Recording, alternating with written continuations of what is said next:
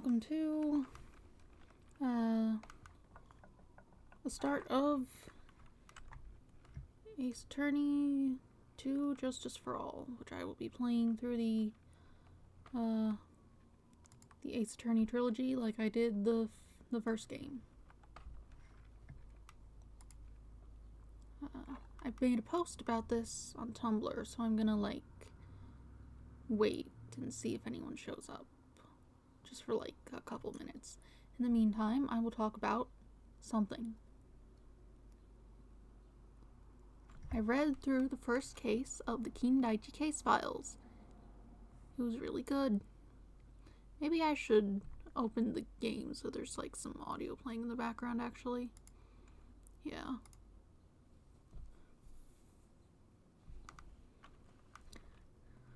Anyway, I read through the first case in the Kindaichi case files. It's pretty good. Only the first case? What are you doing? The game's always weird when it opens up. It flickers until I click on it properly. I don't know how that captures on the thing. Hopefully it's fine. Right. Oddly enough, where I was reading it, the first volume, which was the whole first case, I guess they got pretty long cases in this, was a translation done by Tokyopop. But the second one is so far some fan translation team. Even though it had the Tokyopop cover at the start of it, I don't know if they decided they needed to do a better job, they messed something up, or what. I don't know. I know some things with official translations also have fan translations still going at the same time because of some issues people take with the official translations, Detective Conan has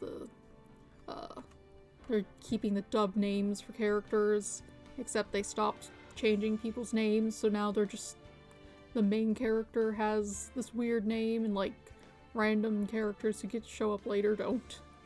Very odd.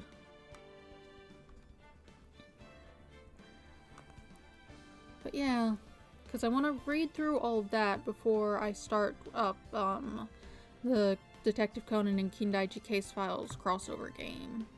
I also gotta finish working on that layout, but first, before I do that, Deltarune's coming out in 2 days, and I still need to play through the first 2 chapters on this computer because I don't have my save file because I upgraded the computer and didn't think about that.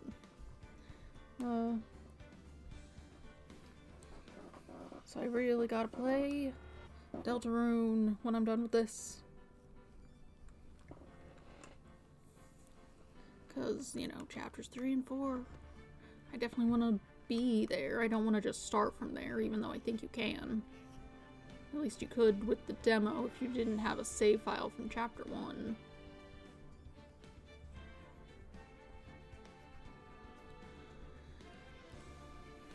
Still.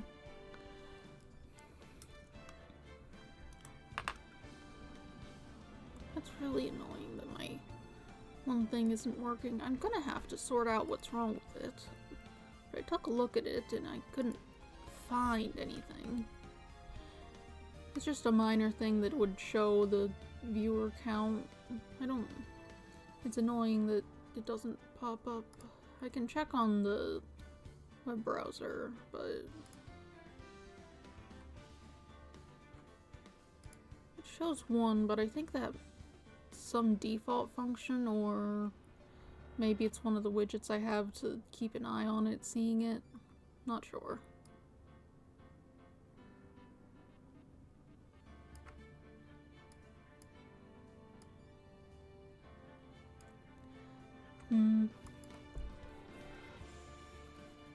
Let's see. Oh, I went to a musical. A community theater musical. It was, what's it called? Oh no. Little Shop of Horrors. It was really good. They had like a puppet. Well, I guess they had 3 puppets since it was 3 different sizes, but still, it was good. I don't know how to keep up with that, with what they're doing though. I think they probably post on Facebook, and I'm not dealing with Facebook.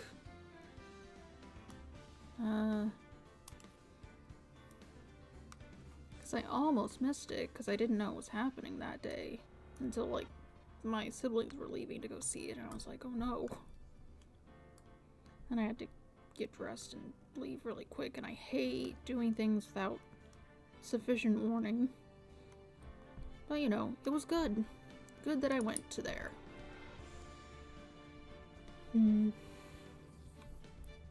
Is 6 minutes long enough to wait to see if anyone shows up? I don't know.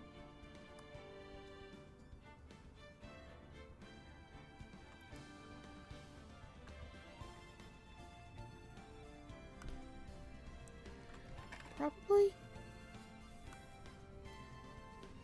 I think I've run out of things to talk about at least.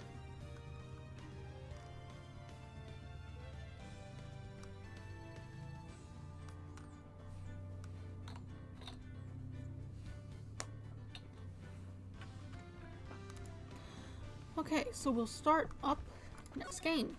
Go to new game, go to this one. Phoenix Wright, Ace Attorney, Justice for All. We're going to play it. Episode 1, The Lost Turnabout. Okay. Put this over here.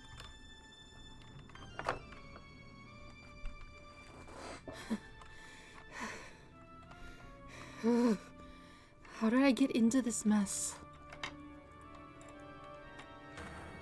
That's far enough. You can't run forever. Mr. Phoenix Wright. I don't know who that is. Hi. Okay, he's having some sort of nightmare. What have I done wrong? I could not allow you to go on like this. But I'm just a simple defense attorney. Silence. You are no longer worthy of your title.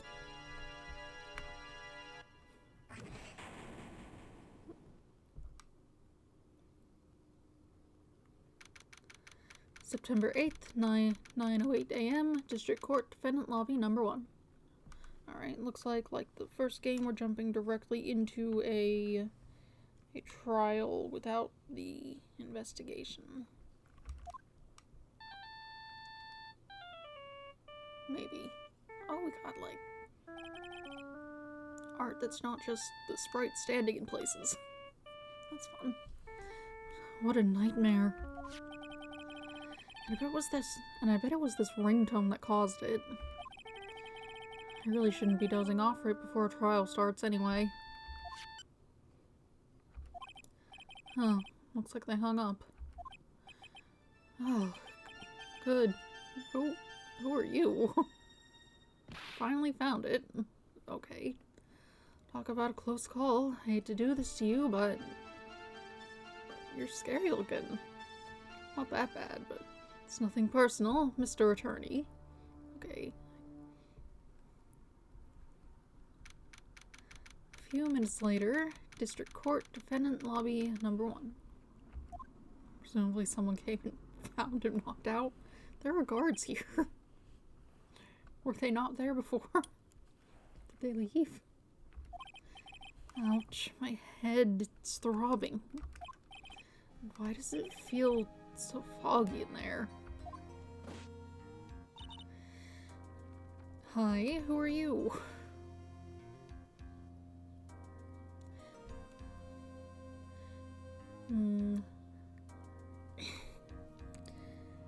Good morning! Good morning. What's wrong? You don't look well. People are at their best first thing in the morning. Where's that fighting spirit? Sorry, but can you please turn the cheeriness down? My head sort of hurts. Roger that.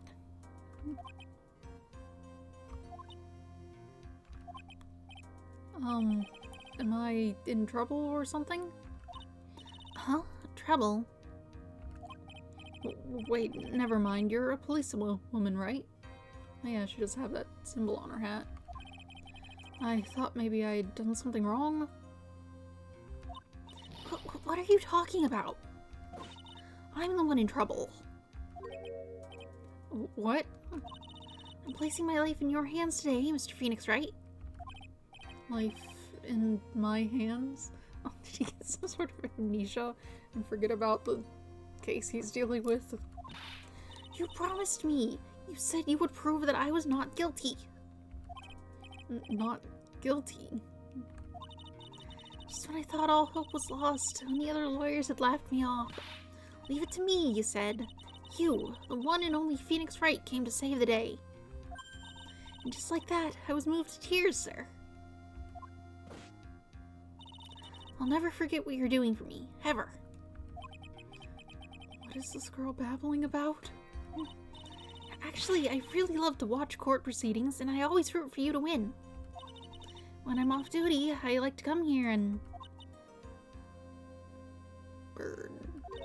What's wrong? You've been acting really strange, and you keep staring at me. You're making me kind of nervous, sir. Oh, sorry. I'm afraid to ask, but here goes. So this might sound bad, but, who are you? What? Mr. Wright, how can you say that? How can you do this to the fragile heart of a girl about to go on trial? You're absolutely horrible. No, I mean, I didn't mean it like that. Is this how a defense attorney treats his client, sir? I can't believe this. No, it's just, well, I think you have the wrong person. Yes, who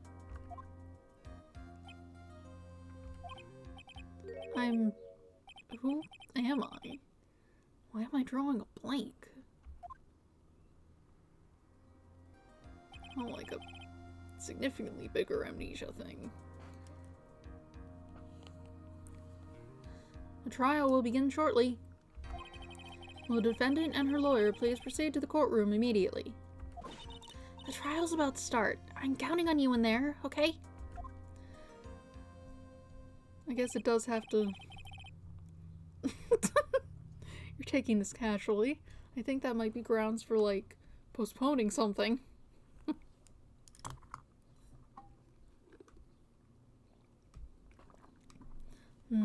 I guess I must have amnesia. Let's see, what can I piece together?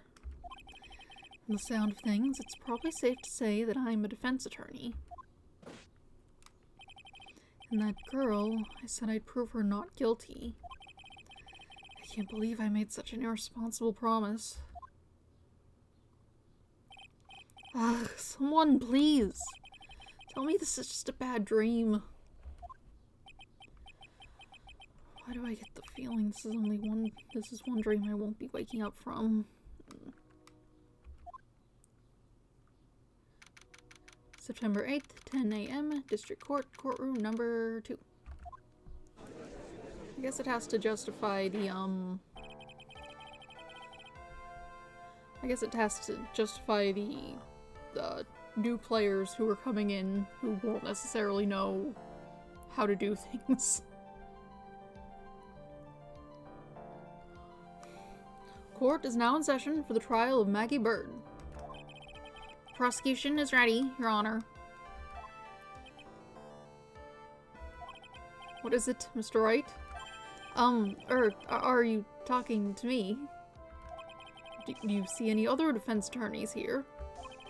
I guess not. Now then, are you ready?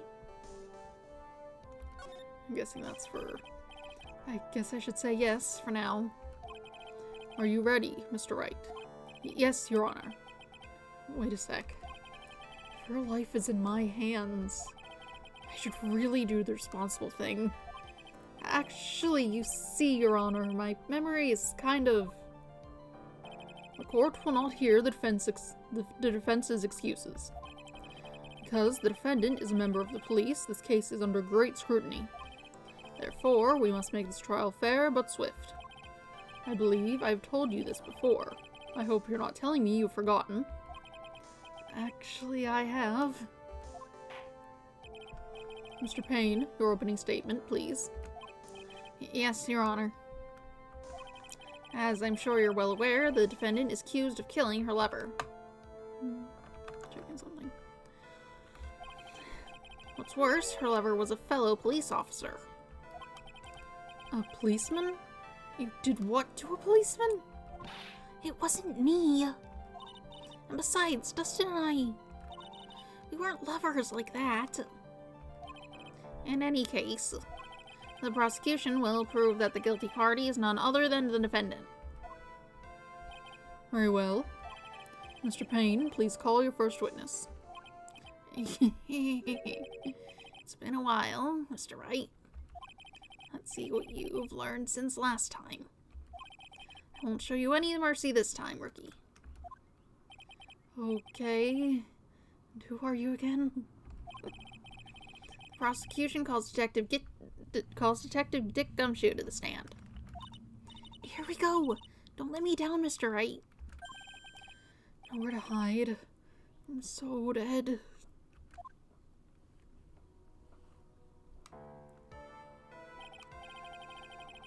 Witness, please state your name and occupation. My name is Dick Gumshoe, sir. I'm the detective in charge of the homicides down at the precinct, sir. You don't look very well, detective. Well, sir, the defendant, she works under me, so, you know. You work under that detective? Yes, sir. Yes, sir. And while I was a trainee, he was always watching out for me, sir. He's such a wonderful guy, sir. I'll never forget what he's done for me. Okay, calm down. I believe you. Detective Gumshoe, please describe for us the details of this murder. Yes, sir. It happened at the park near headquarters, Exposé Park. The victim was one of the local cops, Dustin Prince. He was pushed down from the benches on the upper path, sir. The landing beat his body up bad and snapped his neck. The details are listed in the report that was distributed yesterday. Yes. The autopsy report, correct? Do I have a court record? I do. I have a cell phone. I found this in my pocket, but I don't remember what it means or how it got there. An autopsy report. Time of death, September 6th at 6:28 p.m. Cause, broken neck. Body was also covered in bruises. Glasses found under the victim's body. Pieces of nearsighted lenses were found nearby. Cool. Yes, this autopsy report, correct? Why do I not remember getting a copy? That one's normal. I see everything is in order here. Even the estimated time of death is unusually well documented. The victim's watch stopped from the impact of the landing, sir. I feel like you need something more to corroborate that. Like, that watch could have been off. It could have been broken already. Or just, like, not set properly and still broke anyway. The results of the autopsy confirmed the time of death. If I may, Your Honor, the prosecution would like to submit this photograph. Very well. The court accepts it into evidence. Where'd you get that? Crime photo 1 added to the court record. The victim fell from the walking path above. Now then, I recall at yesterday's preliminary hearing, a very important piece of evidence was brought to our attention. Yes, Your Honor. Yes, sir. Yes, I guess. Mr. Wright, is your head on right today? There was a very crucial piece of evidence found under the victim's body. Was there... Have you lost your mind? Well, actually... it's just nerves. Give me a second. What? How can you talk like such an amateur? I thought you were a pro, sir. Alright, sir. I'll help you through this. At a time like this, maybe you ought to take a glance at the court record. I did that. Court record? Yep, info about evidence and people involved with this case are all listed there, sir. You can look at the court record by pressing tab. Tab, huh? You really know what you're talking about, don't you? It's too bad I'm a cop, right? Just think, I could totally be illegally instead. Mr. Wright. Yes, Your Honor. Court is in session. Save your chit-chat for later. Sorry, Your Honor. Well, I guess I'd better check the court record and see what I can find. What was it again? Tab? Okay, you want me to look at it. As I saw. Wow, the picture. His hand's in a weird position. Only has one glove on. No, that's a bracelet. That's probably the watch, actually.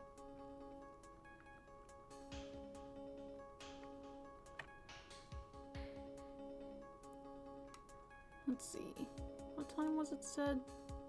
7 o'clock or something? 6:28, and I guess if you just found it a little later, that checks out.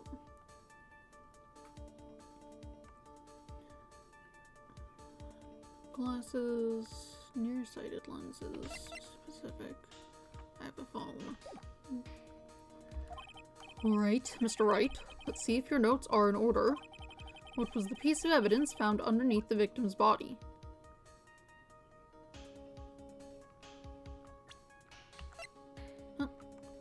Good morning. I would say it's going well. I've just started this game. It's jumped right into the trial like the first game did. Phoenix has amnesia, presumably to justify the re-tutorializing of the trial for people who hadn't played the game before. Was this under there? Under the body, yes. Huh? I mean, it's Phoenix Wright. It's a detective courtroom lawyer game. It's popular.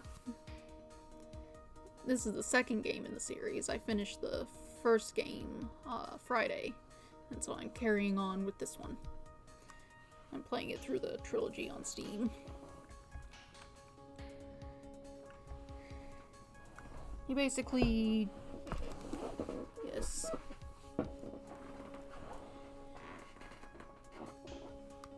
You basically,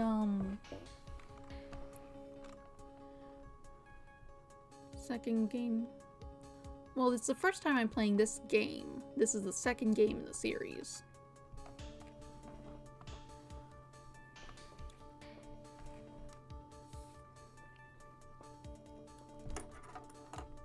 Let's see. Glasses. That's simple, Your Honor. A broken pair of glasses. That's right. The victim grabbed his killer's glasses as he was being shoved, sir, and held on to them as he fell. Hey! Why are you giving me the evil eye? Those glasses you're wearing. Yes, this is my spare pair. But these glasses they found at the scene of the crime are not mine. I swear, sir. Huh? Oh, this is on PC. It's the Steam release of the Ace Attorney trilogy.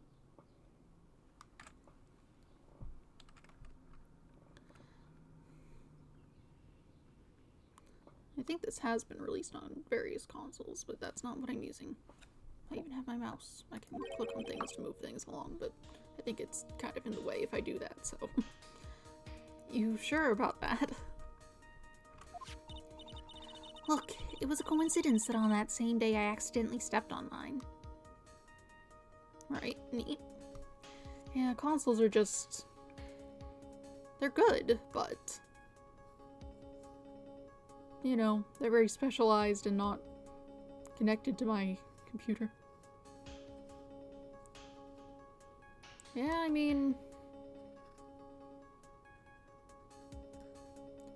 So far, I'm enjoying it.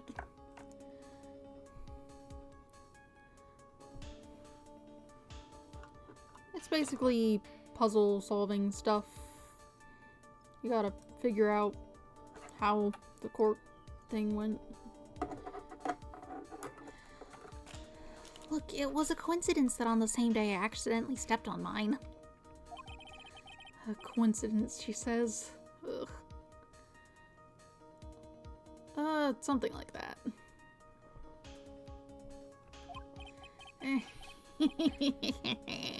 Your Honor, I have further evidence to present. Huh?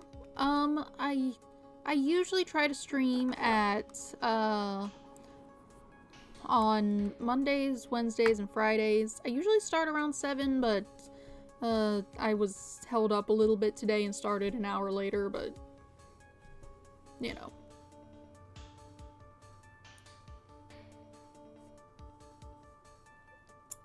Something like that. I have further evidence to present. I'd prefer not to say that. That seems personal. Oh, you have more.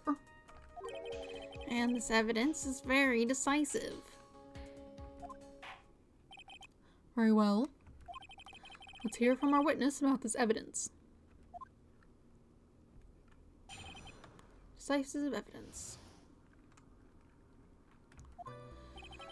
There's something even more incriminating than the glasses under the victim's body, sir. During his date, the victim was pushed from the bench area. But he managed to write the culprit's name on the ground where he landed.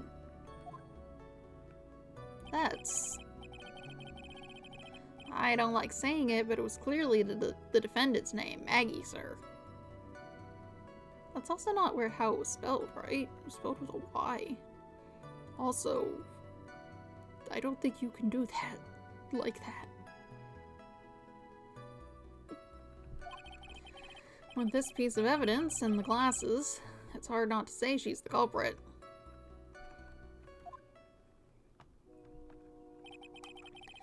It's a picture of the writing, Your Honor. Why, this is... Yes, I can see her. Yes, I can see her name is clearly written here. The prosecution would like to submit this picture. Understood. The court accepts it into evidence. Crime photo 2 added to the court record. A photo of the area around the victim's hand. As if the glasses alone didn't make you look suspicious. The victim even wrote your name clear as day on the ground. But I already told you those glasses aren't mine. What's your name with a Y? It is. And how do you explain his dying message? It's a conspiracy. I'm not guilty, sir. Mr. Wright, you may cross-examine the witness. Cross-examine? This is it. I'm counting on you. Sure, but what am I supposed to do?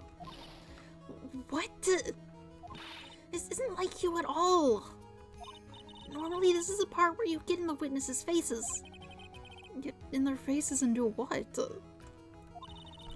I guess there's no way around it. Okay, I'm going to let you do a hand.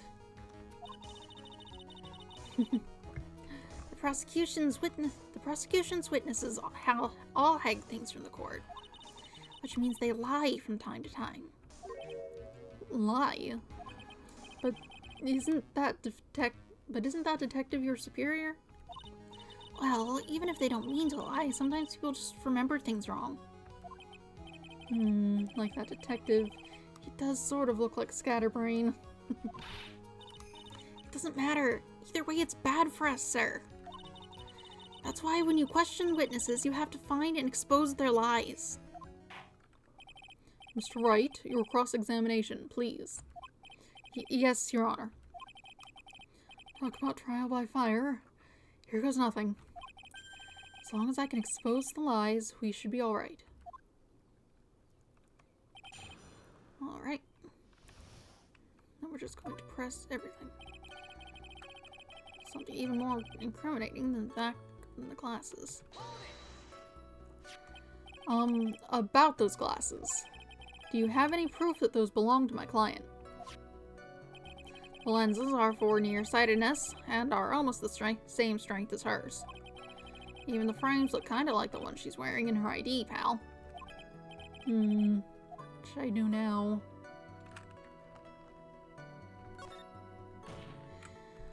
Hold it! Almost and kinda are not good enough in a case like this. Do you have more definitive proof? Is there something that clearly links the defendant with those glasses? The dirt and the sand rubbed out any trace of fingerprints or anything else. So what you're saying, detective, is that you have nothing that proves those glasses are my client's. Something like that. What? I see. So there is no proof. Wow, that was amazing. I could totally feel it down in my gut.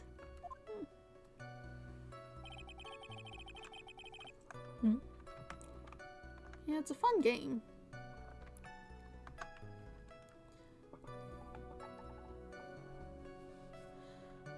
I know it's been released on like a bunch of different platforms. You could probably find like a secondhand DS cart somewhere.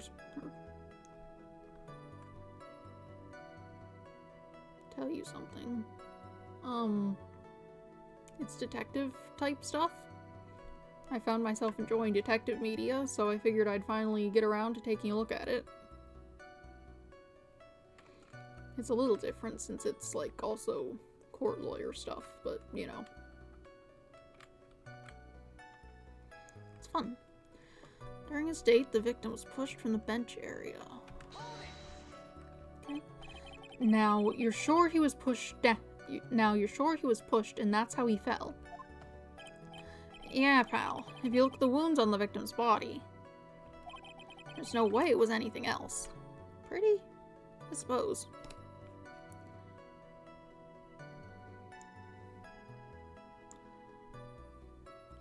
I think it's probably got some more impressive things to look at than the courtroom, though. That's a little... first time. It is my first time playing through the second game, and and the trilogy, which I've carried on from having finished the first game Friday.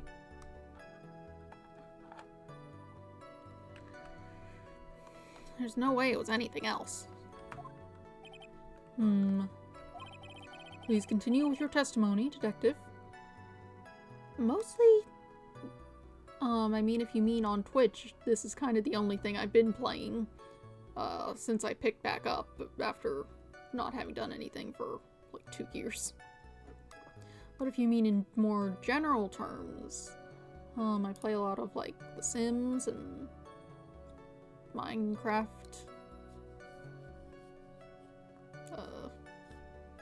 Various stuff. I'll be playing Deltarune when it comes out shortly. I'm not gonna play it on here, though.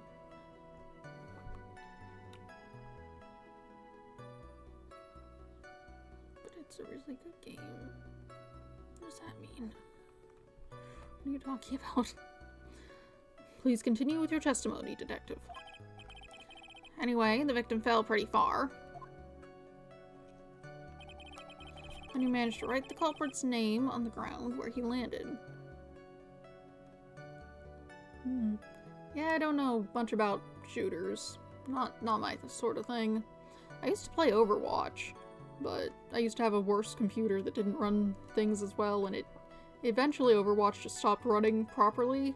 And also I've heard that it just kind of fell apart in terms of game balance and things like that, so I haven't bothered with the 2, even though it's like free to play, I think. Managed to write the culprit's name on the ground where he landed. Right, but it's spelled wrong. The culprit's name. Yeah, I was surprised too.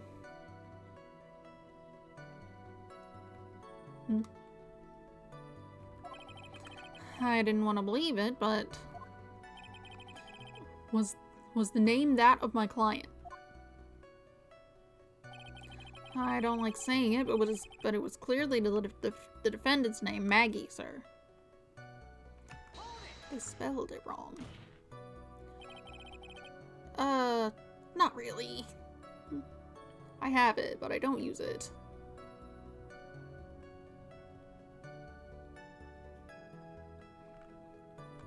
Are you absolutely certain? Sorry, pal, but that's what it said. This says a picture of it. No matter which way you look at it, it still says Maggie. They spelled it wrong. He's got a point. Hey, hold on. Huh? Don't hum me. I know the picture says Maggie, but... Now that she mentions it, something does feel kind of off about this picture. That's how you know you found a contradiction. Now hurry up and present some evidence. So that's what spotting a contradiction feels like.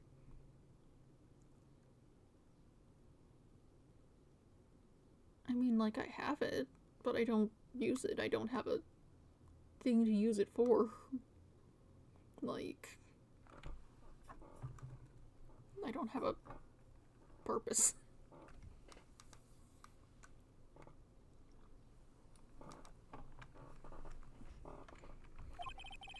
I'd better check the court record again. With this piece of evidence and the glasses, it's hard not to say she's the culprit. Okay.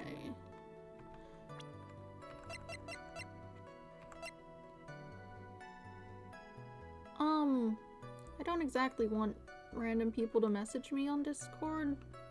Like I said, I have it, but I don't use it. I don't have the program downloaded. I basically just poke in on the website browser when I am there to look at something specific. And that's usually because something or other has managed to hide whatever it is I'm looking for in their Discord instead of putting it on, like, a normal web page.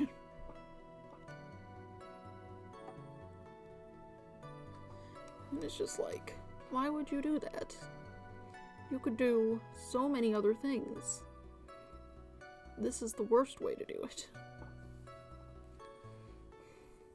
Especially when people are using, like, embeds from Discord and, like, those expire.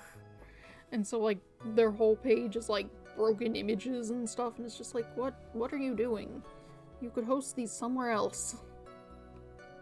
Especially when it's, like, a cover art for something. Like, if it's, like, an actual art thing, you could post it on, like, and like, embed it from, like, I don't know, DeviantArt or Tumblr or something. Like, what are you doing? Let's see. What I need to present. I think I can present her and be like, actually, that's not her name.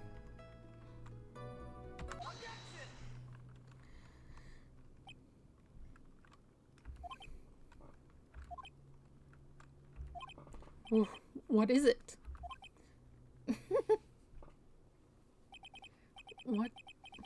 What's come over me? Without thinking, I just blurted out objection. And I yelled it at the top of my lungs, finger outstretched, ready to take on my opponent. What a rush. Detective Gumshoe. You talking to me, pal? Please state the defendant's name for me. Oh, goodness. What are you trying to prove with this futile exercise, Mr. Wright? You'll see. This is a very crucial line of questioning. Actually, Mr. Payne, you can answer. The defendant's name, if you please. I don't know you.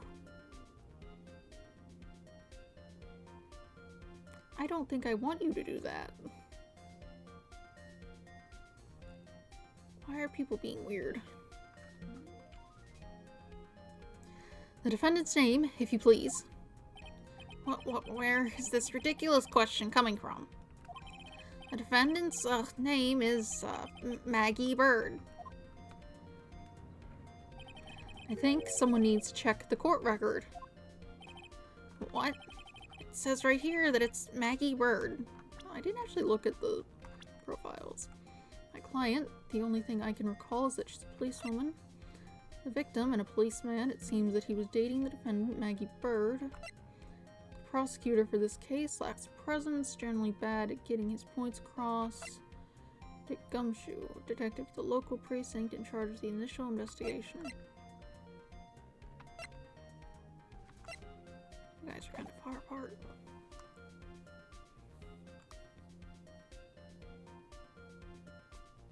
Whose name could be Robert?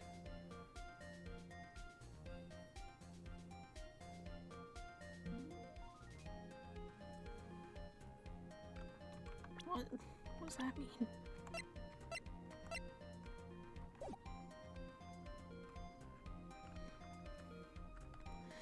It says right in here that it's Maggie Bird. Ah! Looks like the bird caught the catnapping. What's going on here? I have no idea either, sir.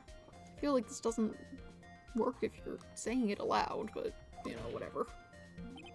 As you can see,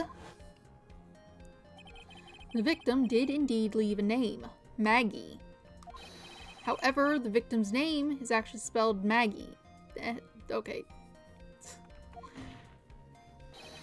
This is a blatant contradiction of facts. Oh. How about that? I hadn't even noticed. But maybe the victim didn't know how to spell her name correctly. What username? I can see your username. It's right there.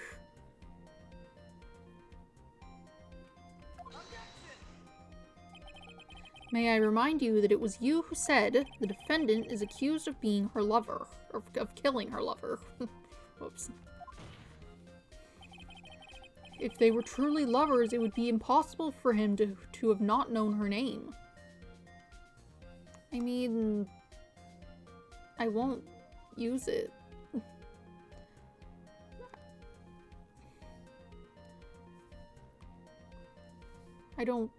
Like I said, I don't use Discord. If you are truly interested in contacting me, I have a Tumblr. I don't think I have, I'm pretty sure I have asks on and maybe messaging functions enabled. So, you know, you could try the site I use. I have a link to it somewhere. It's down there in the, wherever those links went. It's the same username as this, if that helps. If they were truly lovers, it would be impossible for him to have not known her name. No! Okay. This is very true. Mr. Payne. Yes, Your Honor. Are you absolutely certain that the defendant and the victim, Dustin Prince, were in fact lovers?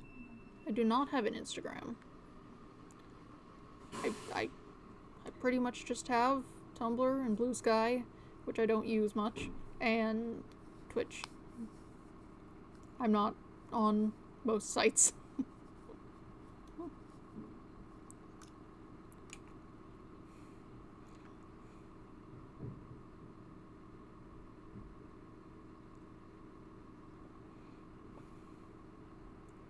Well,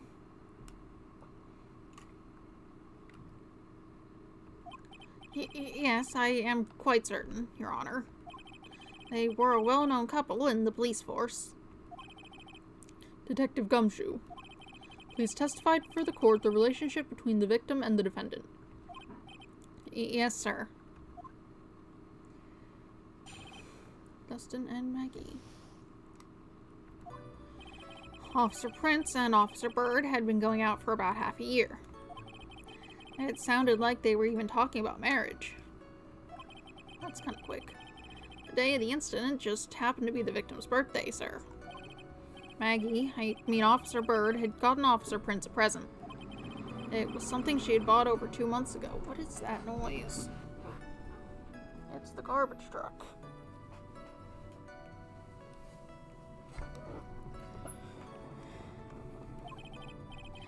I should know, because she came to ask... I should know, because she came to ask me what she should get for him.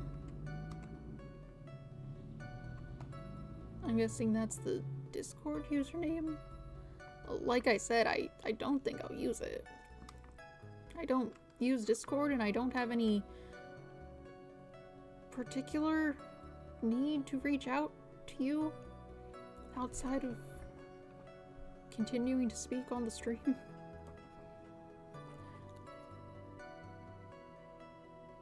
I'm not the most social of people, but I don't feel like this is the usual route of interacting.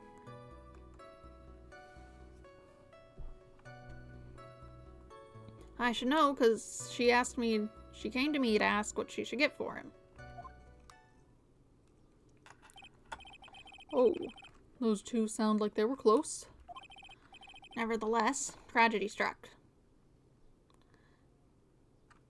Yes, I had surmised that.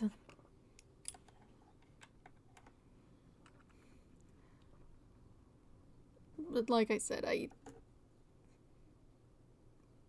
don't feel like I know who you are.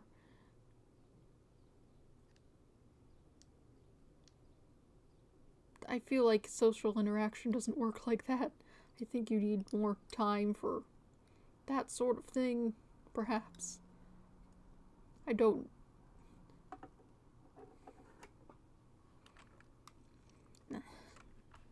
Nevertheless, tragedy struck. Yes, I see. You may cross-examine the witness, Mr. Wright. Dustin and Maggie. Officer Prince and Officer Bird had been going out for about half a year. How do you know about this? Every year in March, we have a training camp for us cops.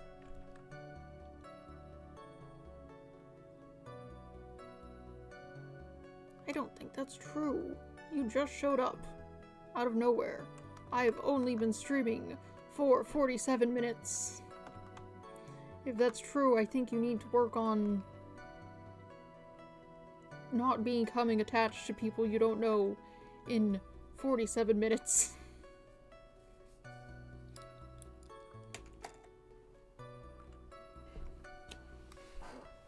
I'm sorry, you just...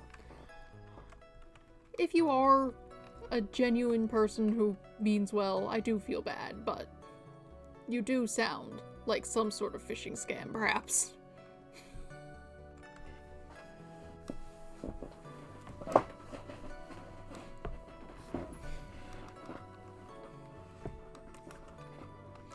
Every year in March, we have training camp for us cops. Officer Bird was a rookie at the time, and she and Officer Prince seemed to hit it off. They got close, I take it. Actually, I was supposed to go too, but I couldn't pay the deposit for the trip, so I didn't. I don't mind talking to you while you're here on the stream, but contact on another website seems a step too far.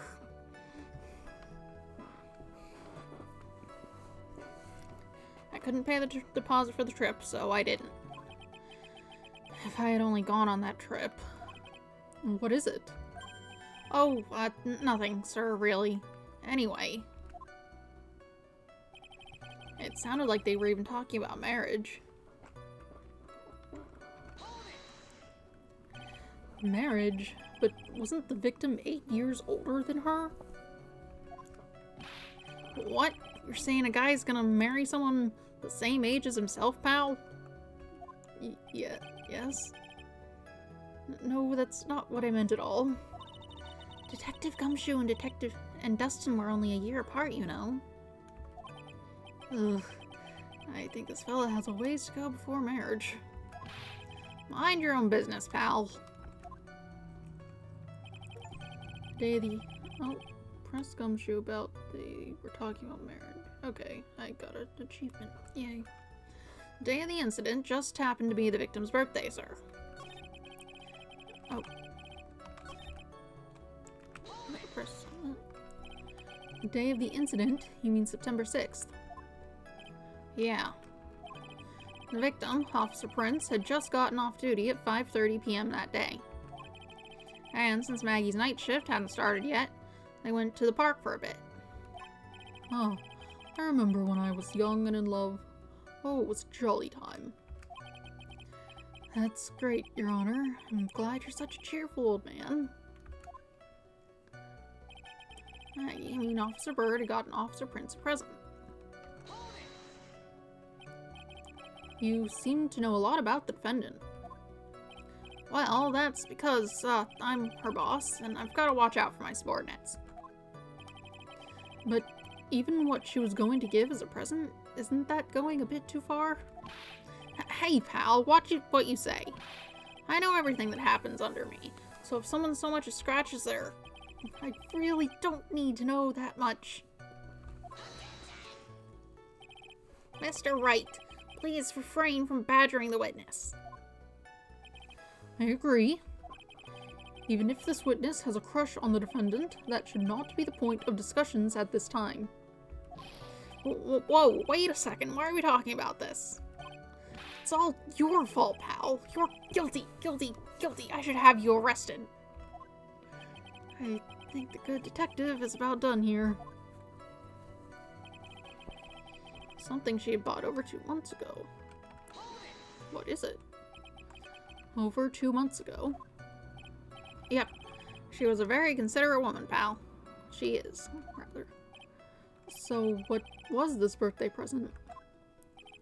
She got him a glove. A single glove? Why would she only give him one? Actually, Your Honor, the glove in question is a baseball glove. Oh, I see. A baseball glove. Officer Prince was a huge baseball fan. Baseball glove. Just now, I believe you said that the present was something she had bought over 2 months ago. Yeah. Are you saying she bought the glove at a store that far in advance? Nah, nothing like that, pal. Then what is it like? She ordered it. It was custom made. Custom made? The glove was custom made? Yep, that's what I said. So the glove was custom made. Your Honor, I really don't see how this glove is related to the case. Yes, it would seem that there is little relevance. What do you think, Mr. Wright? Do you think this glove is really relevant to the case?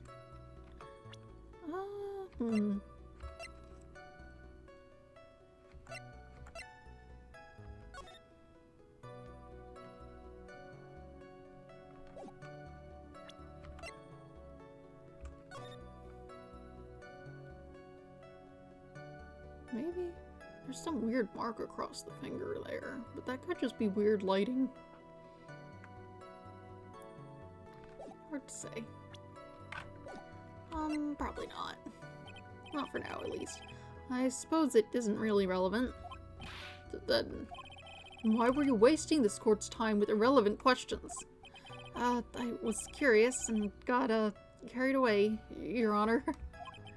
Witness, please ignore this airheaded lawyer and continue with your testimony. Detective Gumshoe, please tell the court why you knew about the baseball glove.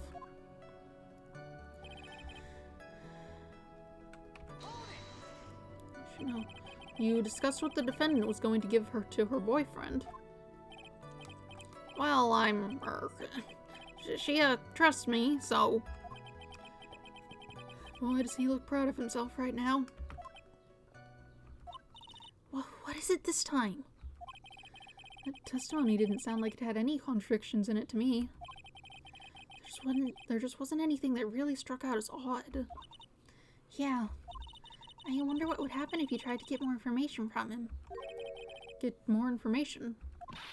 Yeah, you know, like how they press people on those old cop shows, sir. So I should try pressing him, huh? Okay. I guess I do need to carry on with that.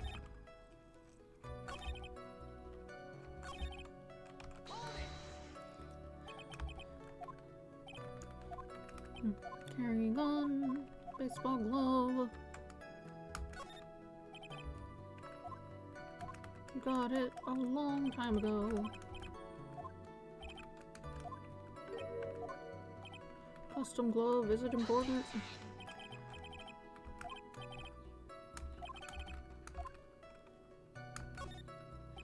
I don't know where this will lead me, but... Of course it's relevant. That glove is the key to this whole case. Yes, bluffing to the max. Now this is the Mr. Wright I know. I'm so happy you're back, sir. I was wondering how long it'd take. This is great. Pressing people. It feels like I've done this before. As if I used to do this to squeeze information from even the most tight-lipped people. Very well. If you are that convinced, then let's hear some more about the matter. Actually, I brought the glove with me today. And? Why didn't you say so earlier? Hurry and show the glove to the court. Well, I didn't think it had anything to do with this case. Anyway, this is it, sir. Very yellow. It's, rather yellow, isn't it? Baseball glove added to the court record. A birthday present from Maggie to the victim. It was custom made. I'm not noticing anything about it. I don't know much about baseball gloves, though.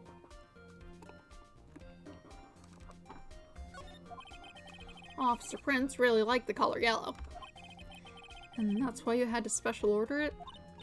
Yep, that's right. That and one other reason. I think this court has heard enough. It is clear that the victim and the defendant were involved with each other. Yes, that's correct, Your Honor. Now, if that is true, it brings up an important question. Was the name Maggie really written by the victim? I see your point, Your Honor.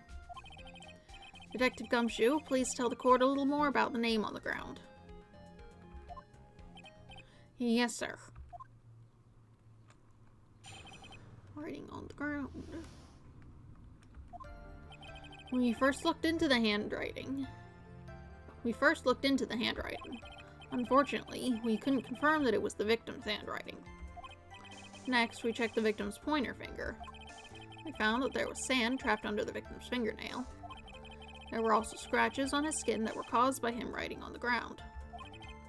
From this, we could confirm that the victim wrote this name with his right hand.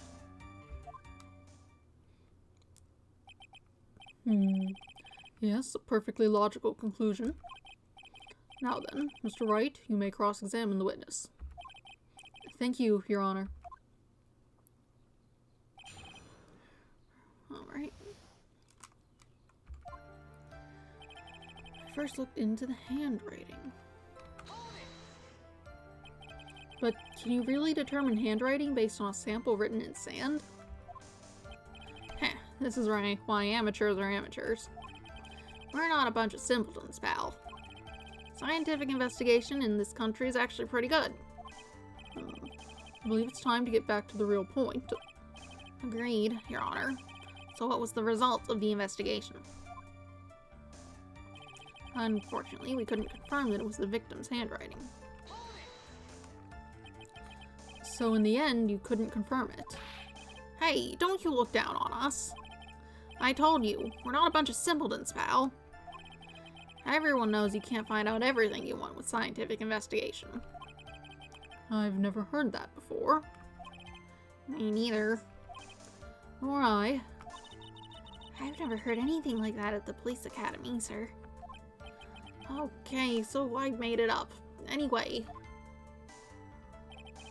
Next, we checked the victim's pointer finger. His pointer finger? You know, the one you're always pointing and waving around in people's faces. Don't tell me it bothers you. Every time you do it, I have a mini heart attack. It's like you're trying to kill me, pal. In any case, you examined the victim's index finger, correct? Yeah, we figured there should be something on his finger if he had been writing in sand. And the results? found that there was sand trapped under the victim's fingernail. And what does that prove? Well, it proves that he did write that name with his own finger. Yes, which explains why there was sand stuck under his nail. I guess he's right. And there's more. There were also scratches on his skin that were caused by him writing on the ground. From this, we could tell that the victim wrote this name with his right hand. Scratches on his skin. Yep, you can't see them with your naked eye, but they're there. That is incredible. Sure is. That's the power of scientific investigation. They're so small that we had to use a magnifying glass, like a really strong one. It's got that really scientific sounding name. You mean a microscope? Yeah, that's it. We used one of those and that's how we found them. I can't believe this guy doesn't know what a microscope is. From this, we can confirm that the victim wrote this name with his right hand. Are you absolutely sure? I believe in the power of science. I wonder if my evidence is solid enough to counter with. Listening to this, you would think there was only one conclusion. That the name was definitely written by the victim. But don't you think that would be really strange, sir? If Dustin really wrote that name with his right hand, do you think I would have gone through that much trouble to get him to his present? Present? What about it? I guess it would have been left-handed, the way it was.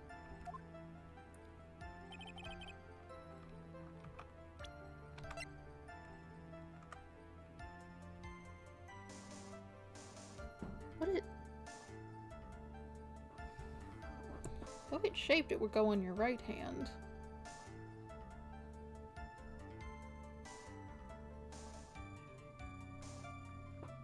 Do you usually put baseball gloves on your non-dominant hand? I guess you would, because that's how the pitcher has it, so they can use their dominant hand to throw the ball. You can't throw anything with something like that.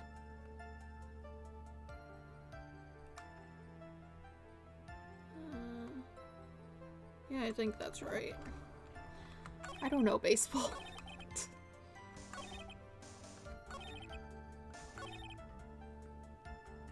Well, let's do that then.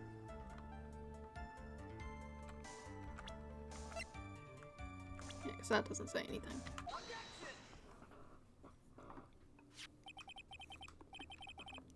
Detective Gumshoe, take a look at this. That's the glove, right? Could you tell the court what is special about this glove? What's special? Never really thought about it, but, it's really yellow. And that's about it. Yes, it's really yellow, but that's only one of its qualities. Huh? There's another reason why it's special. And what would that be? It's very simple. This glove is made for a left-handed person. Left-handed? Why, you're absolutely right. This glove is made to be worn on the right hand. That is why it had to be custom-made. I have never seen a bright yellow left-hander's glove for sale. Have you? Well, no. So, Detective, which hand did the victim use to write his name with again? That's easy. Look, it's obvious from this picture that it was his... Wait a second. Don't forget that the victim was left-handed. Ah. I object. Overruled. Mr. Wright, I would like to know what your line of reasoning proves. There's only one conclusion that can be drawn. A left-handed person could not have written a message with his right hand. I mean, you could. Probably didn't, but like, it's not impossible. Therefore, the person who wrote the name Maggie could not have been the victim.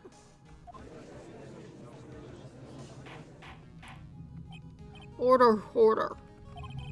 When you think about it that way, then yes. It is not possible that this name was written by the victim himself. Then that means Maggie is... No, it's not possible. Mr. Payne. Yes, Your Honor. The evidence that the prosecution has presented has failed to prove the defendant's guilt. In fact, I believe you have proven her to be innocent. No! All right, you did it, Mr. Wright. I feel like I can breathe again. It seems that we have reached the conclusion. You did a fine job once again, Mr. Wright. Me, Your Honor? Well, thank you, sir. See, you got complimented by the judge again. You're really good. And that's why you can't give up being a lawyer, sir. Are you joking? I'm more than ready to retire. I will now announce my verdict. This court finds the defendant, Maggie Bird... No, not yet. I mean, please give me a few more minutes, Your Honor. What is the meaning of this, Mr. Payne? The prosecution is not finished yet. What do you mean? We would like to call our next witness to the stand. What? And what did this witness witness? The moment the victim was pushed to his death. What's more, he saw the very face of the culprit. What the heck? Order! Order in the court. I believe a recess is in order. Afterwards, we will hear from this new witness. I had a feeling it was a bit too easy. I need more information. I'll have to see what I can find out during this recess. I can't let my guard down. It's only gonna get tougher from here. Court is adjourned for recess.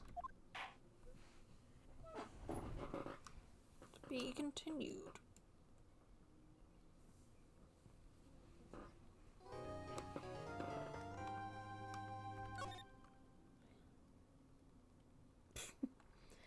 Yeah, I guess that's just still here.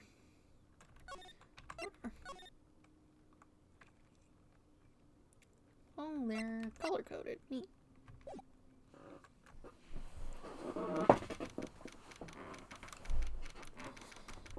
September 8th, 11:43 a.m. District Court, Defendant Lobby Number 1. Amnesia! I can't believe my lawyer's trying to defend me in such a state. Why didn't you tell me, sir? I'm sorry, I didn't mention it to you. Oh, I know what to do. I heard you can fix something like this with a really strong shock to your system. Come on, lower your head a little. A Maggie kick should be all you need. No. I think I'll pass on this one. Come on. I'm sorry. Whenever I see someone in trouble, I have a hard time leaving them alone. I tend to stick my nose in my nose where it doesn't belong and try to tackle everyone's problems. Well, my head's one problem you won't be tackling today. Well, we're here to solve your problem first. We can deal with mine later. For now, do you think you can fill me in on a few things? Of course, I'd be honored to. Well, I guess we'll start with my name and then I can tell you about me. No, that's okay, really. I think I know you and your name pretty well by now. I was wondering if you could help me figure out a few things about myself. So, my name is Phoenix Wright. What a weird name. This is serious. You really don't remember. I'll tell you what, sir. You can have this back and maybe it'll help. This is a business card? I got this from you. It's my most prized possession. You can borrow it for now, but please give it back, okay? Okay. There's some numbers written on the back. Oh, that's your cell phone number. Phoenix's business card added to the court record. It's my business card. I hand wrote my cell phone number on the back. I guess for now we should stop talking about me and start talking about this case. This case? Yep. Can you think of anything that would be helpful for me to know? What can I tell you? I can't think of anything other than that, other than the incident with that cell phone, but... Cell phone? Yeah, your eyes lit up when we talked about it at the detention center, sir. Hurry up and tell me then. This might be very important. Okay, Roger. It was on the day of the crime, just before 6 p.m. I picked up a lost cell phone while on a walk with Dustin.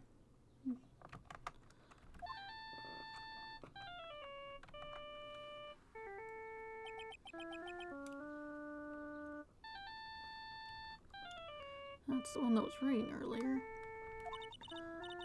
All of a sudden, the phone began to ring. Hello? Oh, thank you. I've been searching for my phone. I don't know who this is. Is this yours? Oh, I'm glad you called. We can meet up and I can give this back. I'll be right there. I'm sorry I didn't catch your name. You can call me Maggie. We agreed to meet up at 6 p.m. Dustin and I waited for the person to show up, but they never did. So where is the phone you found now? I gave it to you yesterday. Huh? To me? Is that the phone in my pocket? Is that phone in my pocket? You mean this? Do you think it has anything to do with the murder? Definitely sounds like whoever it was is whoever killed this guy. And just heard the name and spelled it wrong. I don't really know, but if my eyes lit up... you were here all along. Who's yelling? Oh, you're so mean. I called you 1,000,000 times, but you wouldn't pick up. And when I went to check in the courtroom, everyone had already left. Who in the heck is this? Let me guess, I'm supposed to know this girl too. Hey, good morning, Maggie. And good morning to you too, Maya. So, how's it going? Is there a word for worse than abysmal? Oh, and what if I said that everything will be fine? That's right, it's Maya to the rescue with the ultra decisive, super important evidence. Here you are, Nick. The thing you wanted me to bring. Huh? Oh, thanks. What the heck is this? A list? There's about 20 people's names and phone numbers written on it. It was kind of tough, but I managed to dig up some dirt. It looks like these guys are up to no good. No good? As in... There's a group of con artists the police are currently investigating. I think these guys are members of that group. Names list added to the court record. A list of unfamiliar names and phone numbers. Members of a con artist group. Why would a group of con artists pop up in a case like this? Don't look at me! And where did you get this list from in the first place? What? Don't you remember, Nick? You're the one who asked me to look this up yesterday. Oh, is that right? These numbers were in the memory of that phone Maggie found. So that's where they're from. You're awfully forgetful these days, Nick. I hope I never get to be a forgetful little prune like you. Actually, Mr. Wright is... Mr. Wright, recess is now over. Please bring the defendant and return to the courtroom immediately. Oh, oops. Guess you have to get going. We can talk about you being old later, Nick. Wish us luck. I guess I have all the pieces now. More or less. All that's left is to put it all together. I'm not going to lose this. I can't. Come on, Nick. Better get a move on. Yeah.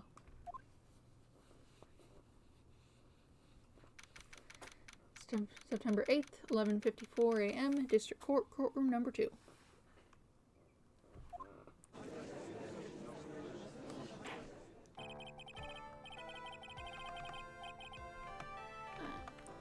Court will now reconvene. Please call your next witness to the stand, Mr. Payne. Yes, Your Honor. But before I do, if I may say a few words. What is it, Mr. Payne? It's about the next witness. He has a tendency to say things that rub people the wrong way, you see. So I ask that the court might be a little lenient on... There's no need to give a preface. Just hurry up and call your witness, please. Yes, Your Honor. The prosecution calls its next witness. A drifter who was taking a walk in the park on the day of the murder.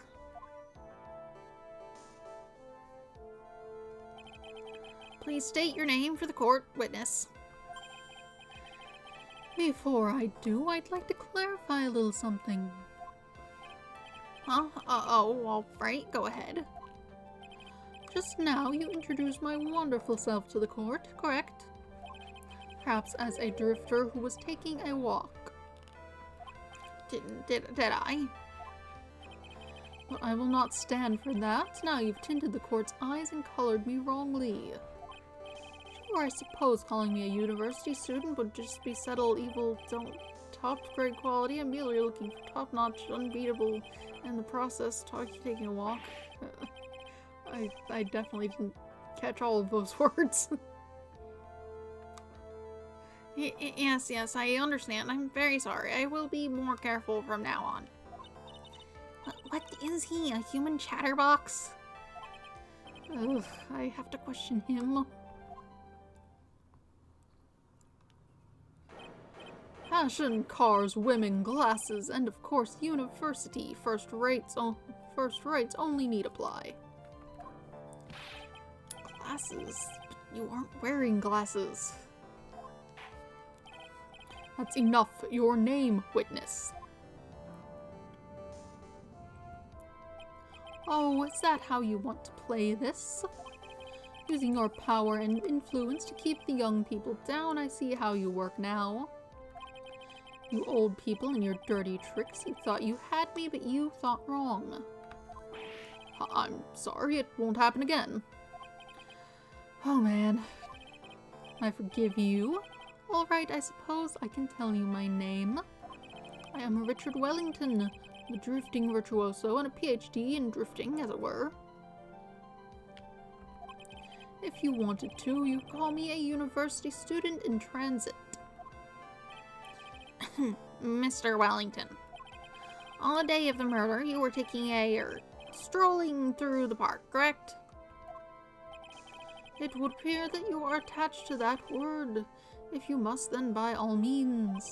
But I remind you that I am in no way a prepubescent boy out on a walk with Molly. If you must know, Anyway, please testify to the court about what you saw during your walk through the park. See, you just said it again, taking a walk, you know you. What you witnessed will do, Mr. Wellington. Goodness. What I saw that day.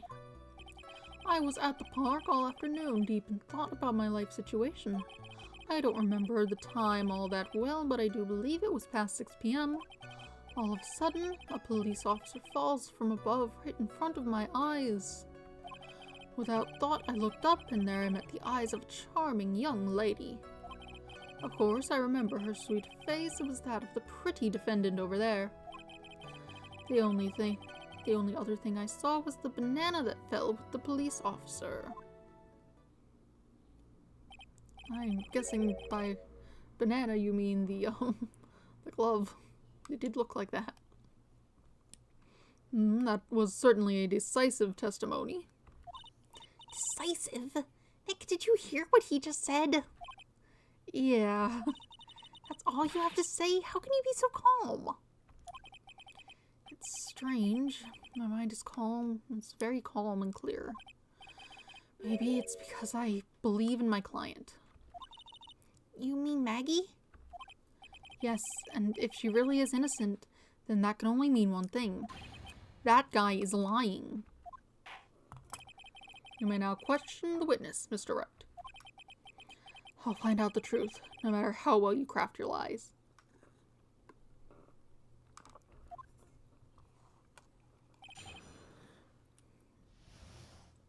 Alright. It's at the park all afternoon. So you were at the park all afternoon. You seem to have a lot of free time. That was very rude of you, but then again, what can I expect? That's what you get from being that's what you get from a man who graduated from a no-name trashy university. No-name trashy. Now, this might be hard for a mush-headed, feeble-minded baboon like you, but I have to think very carefully about the future of our great country. But I thought you said you were thinking about which college to go to just now. Oh, please. Which university I go to will directly affect the very future of this country. That arrogant little snot. I don't remember the time, but I believe it was past 6 p.m. That's not right. Or, no, it was. How did you know what time it was? I see you're not wearing a watch, so... Is that the best you can do? Do you think you can discredit me like that? You're just a third-rate biased fool. I guess I can't expect real smarts from you. This arrogance is really intolerable. So what should I do now? Just keep pressing things. Answer the question. How did you know what time it was?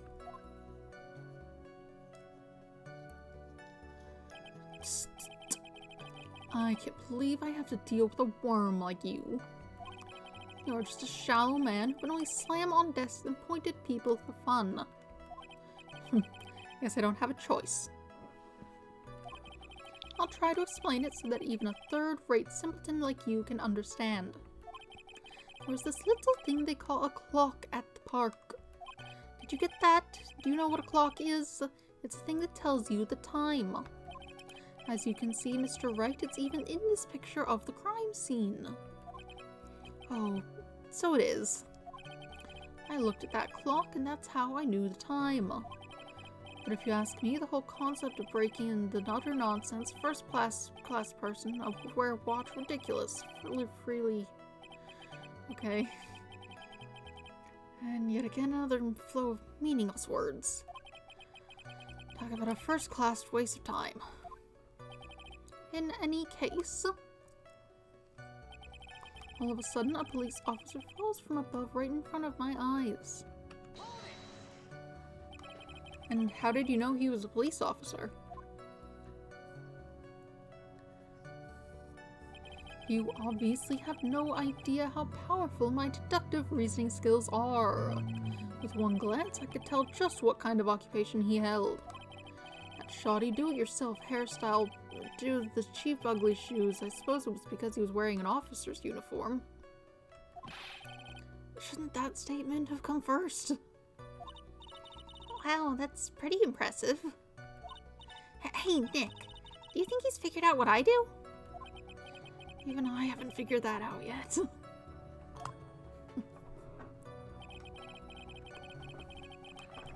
Without a thought, I looked up and there I met the eyes of a charming young lady.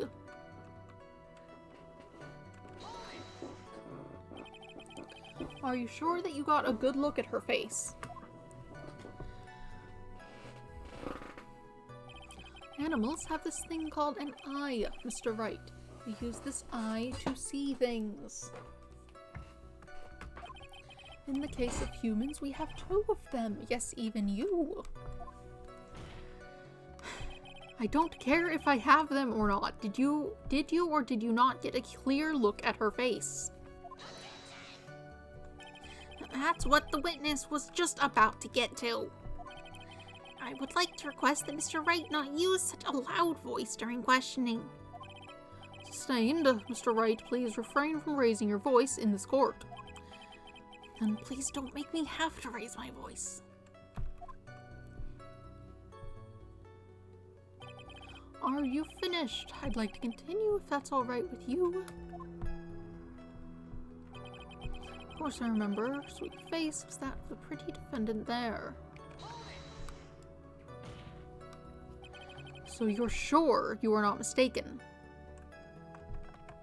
Okay. Please don't confuse your pitiful train wreck of a life with mine. I'm not what you call a famous brand name. I'm what you call a famous brand name product, while you are only a cheap imitation. There is no way someone as magnificent as myself could have made a mistake. Of course, of course. Of course. Do you notice anything else of interest, witness? The only other thing I saw was the banana that fell with the police officer. The banana? Well, it was actually more than just one, more like a bunch of bananas. Now, what would a bunch of bananas be doing there?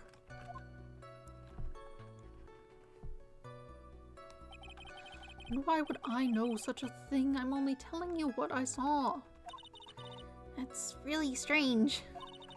Maggie never mentioned anything about a bunch of bananas.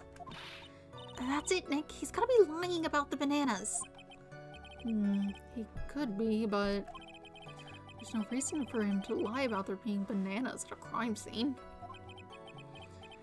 And what if it's not a lie? Well, maybe he thought he was seeing one thing and it was something else. If he mistook something else for a bunch of bananas, then that would be an inaccuracy. Think, Phoenix, think. If my client is innocent, there's no way he could have seen what he says he did. Which means if we can somehow show he's lying. Yeah, that's exactly what we need to do. She's right. She's got a sharp mind. But I just wish I could remember who she is. Is everything okay, Nick? Okay.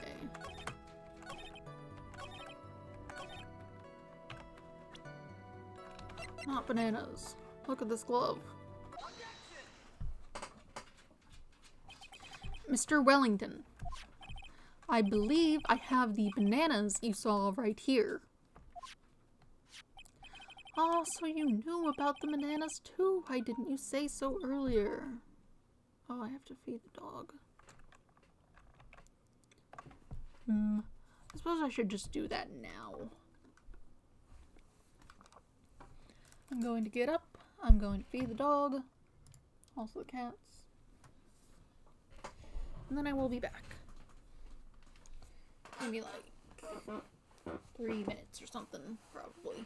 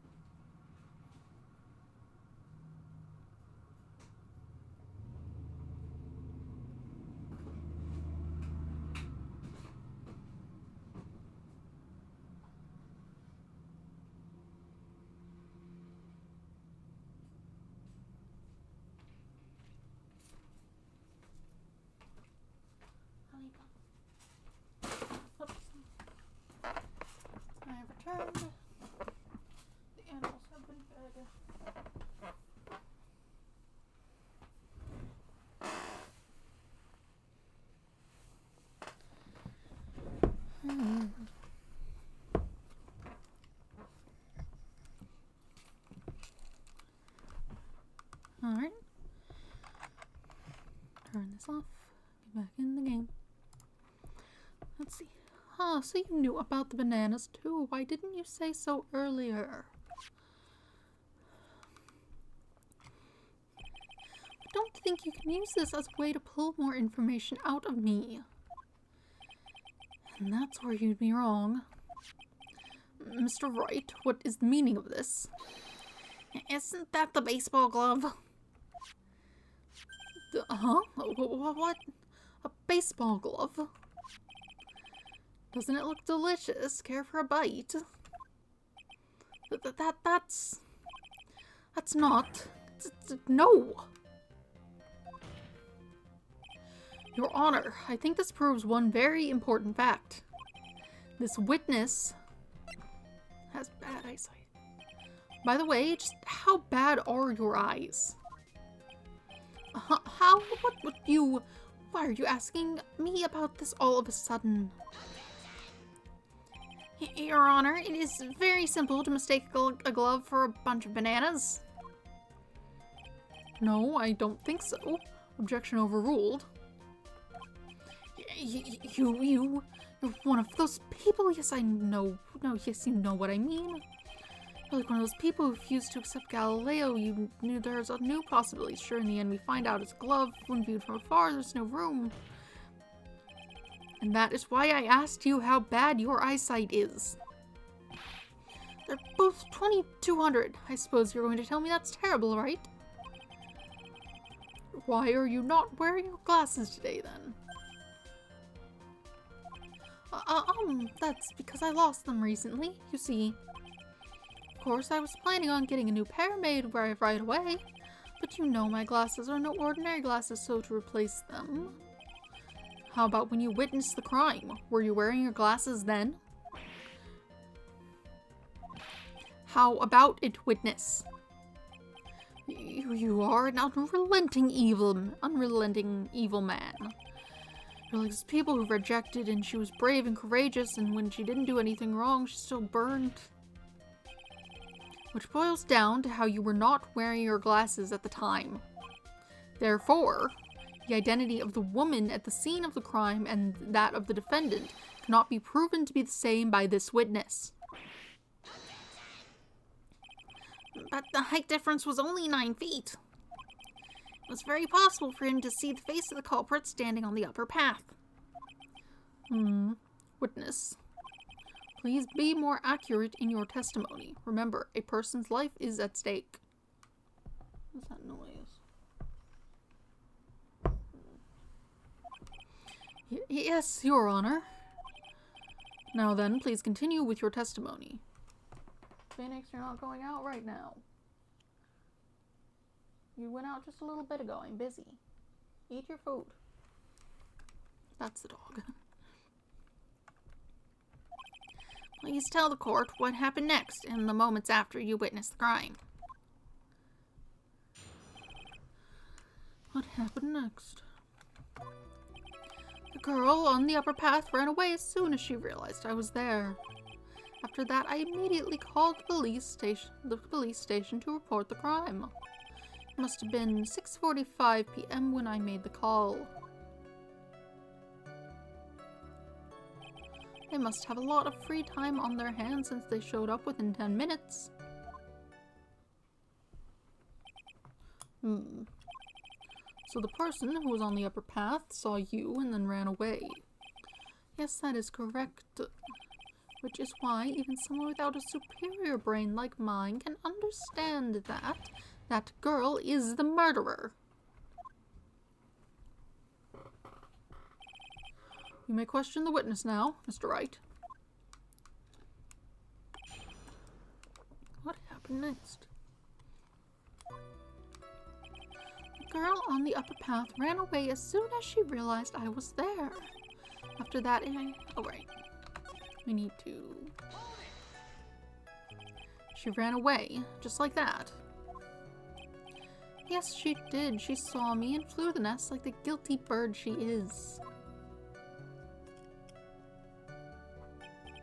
Oh, I'm sorry. Was that pun too hard for someone who only got a third-rate education? Actually, that did take me a few seconds to get. Anyway, if she ran away the instant she saw you, how could you tell it was my client? A witness has already answered that question. He has stated that the defendant is the culprit.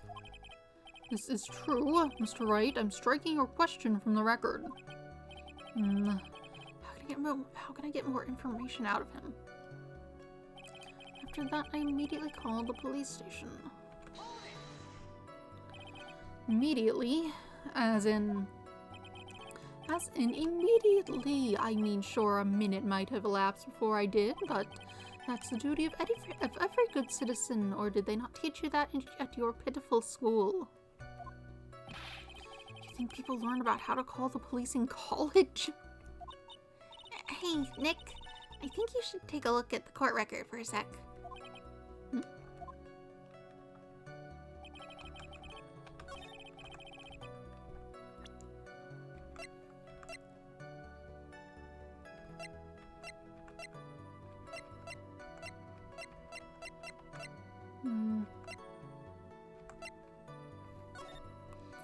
It's about that clock, probably. That seems to indicate 7. That'd be 9. 7:30. But I'm not sure who took this picture. Probably the police. Must have been 7:45. 6:45. How do you know what time it was? That detective told me. You know which one I mean. The one with the jacket that makes him look like a dropout from a no-name high school. Hey, pal, I graduated from a pretty good, top-ranked college. I don't believe this. It doesn't matter. I don't believe I was mistaken on what time I called. And if I am wrong, then that detective obviously doesn't know how to tell time. What? Why, you're just some lousy kid who... I think the court can see your point. Anyway, how did the police respond? They must have a lot of free time on their hands since they showed up within 10 minutes. Oh, I think I see. He was saying, yeah, that checks out. Let's do this, though. So you're saying that there were police on the scene by 7 p.m. I got there before that, I think. There usually aren't many people in that area at that time of day. But suddenly, before I knew it, there were people crawling all over, gawking. That certainly says something about the morals of the people in this country. I can't find anything out of the ordinary in his testimony. Why don't you take one more look at the court record? Yeah, I guess I should.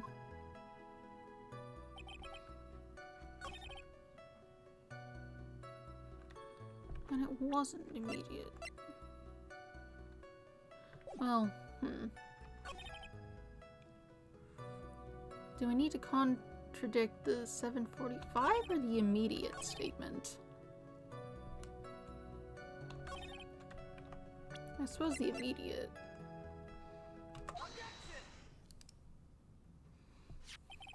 Mr. Wellington, would you please take a look at this? You mean the victim's autopsy report? According to this, the murder occurred at 6:28 p.m. So what of it? You said that you called the police immediately after the murder took place. However, by the time you had called the police, it was already 6:45 p.m. There is clearly a 15-minute gap here. Do you deny it? I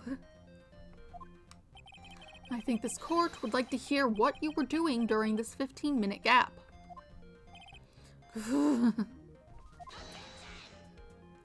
The witness was in shock at the time after witnessing a terrible murder.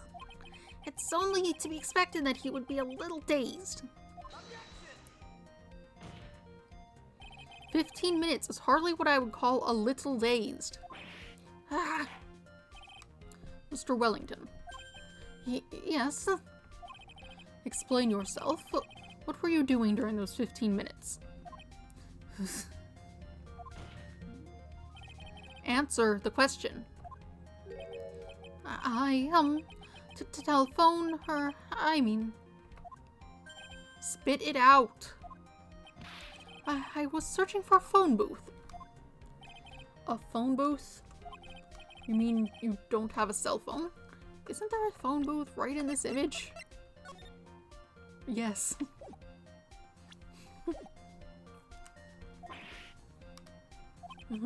You and your questions, as if you're trying to open all the layers of a Matryoshka doll. You must think you're really something special. Witness. I lost my cell phone there. Are you happy? You lost it. Unbelievable. You lose your glasses and your cell phone. You must be very scatterbrained when it comes to your belongings. What are you saying? First-rate people are never allowed to lose things. Have you ever heard that all geniuses? So by that rationale, don't think it's pretty simple enough. Oh man, oh man. Wait, hold on a second. He lost his cell phone. Nick, that cell phone, could it be? You mean this phone Maggie found? There's no way. Boy, I didn't see this coming. What should I do now?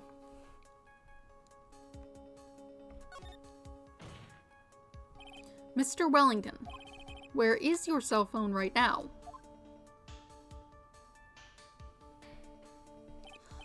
What are you getting all excited about? You seem to be a little confused. I found my phone, I'll have you know. See, here it is. Oh, I see. Looks like he's got his phone. And I thought just maybe this was his. Well then, I think we've cleared this issue up. At the time of the murder, the witness did not have his cell phone because he had lost it. Therefore, the delay in his call was caused by his search for a phone booth. Not really, because there was one right there. Well, that's the gist of it. I guess you could put it that way and leave it at that. Do you have any further questions, Mr. Wright? Your Honor, the witness's testimony does not make any sense. I don't believe there was ever a need for the witness to search for a phone. How dare you? You can't just make outrageous claims like that. You do have some sort of proof, don't you? Well, yeah, of course. This evidence should be good enough, I think. Alright, let's have this proof then. Please present proof that the witness had no need to search for a public phone booth. It's right there. You can see it. It's quite simple, actually. Please take a look at this. At the crime scene photo. Is there a problem with it? Oh, there's nothing wrong with the picture. But if you don't understand my logic after looking at it, something is wrong with you. No! It's a phone booth. That is correct. All the defendant had to do was walk 3 steps. Mr. Wellington, why did you not use the phone that was right in front of you? Ooh. Order, order. What does reporting the crime a little late prove for the defense? The witness can't explain what he was doing for those 15 minutes. That is reason enough to throw a suspicion on his testimony. Yes, this is very true. What do you have to say for yourself, witness? Then I bet this phone really is his, Nick. He must have killed Dustin to get his phone back. But Maggie said she was going to return it to him. So there was no reason for him to kill for it. And on top of that, we still have the phone she found anyway.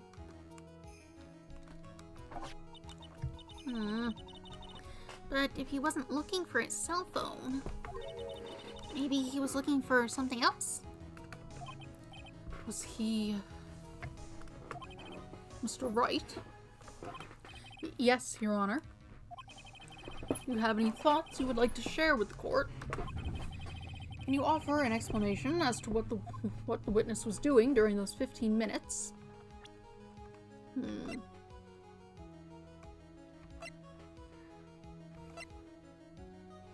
Glasses.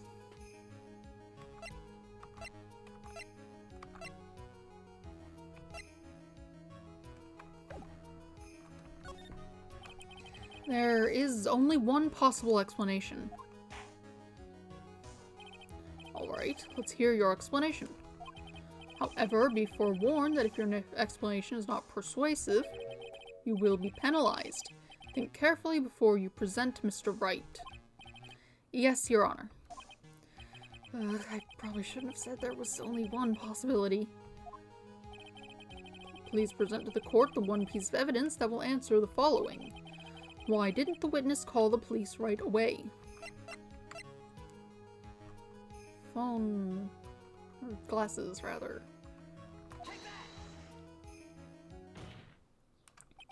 Mr. Wellington. Well, what? Don't do that. You almost gave me a heart attack. These are your glasses, aren't they? Where did you find... I believe the court all heard what you just confessed to. That these glasses are in fact yours. I'll tell you where they were found, Mr. Wellington. These glasses were found under the victim's body. Under the victim's body?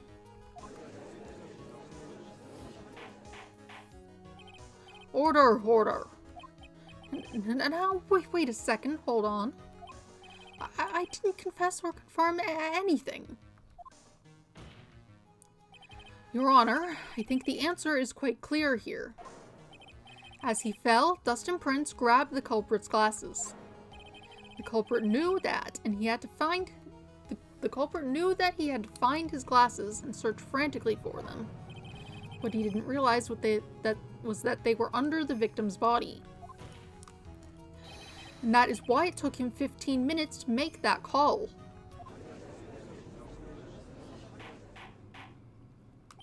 Mr. Wright, are you indicting the witness as the real murderer? Of course, that is precisely what I am doing. I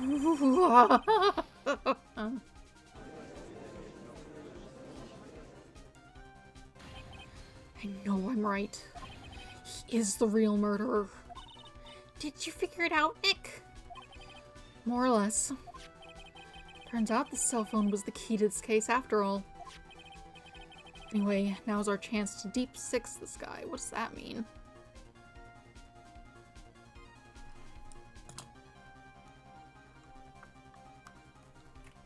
I can't say I've heard that phrase before. Let me look it up.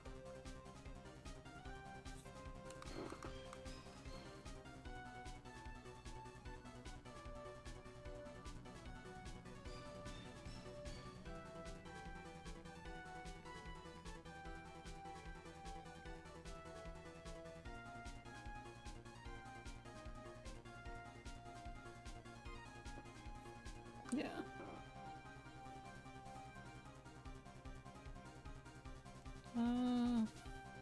Let's see. What does this say? Let's see, deep six. Now, death or burial at sea, likely a reference to 6 fathoms of water being the standard depth at which to bury bodies at sea, usually used in forms get the deep six or give someone the deep six. See.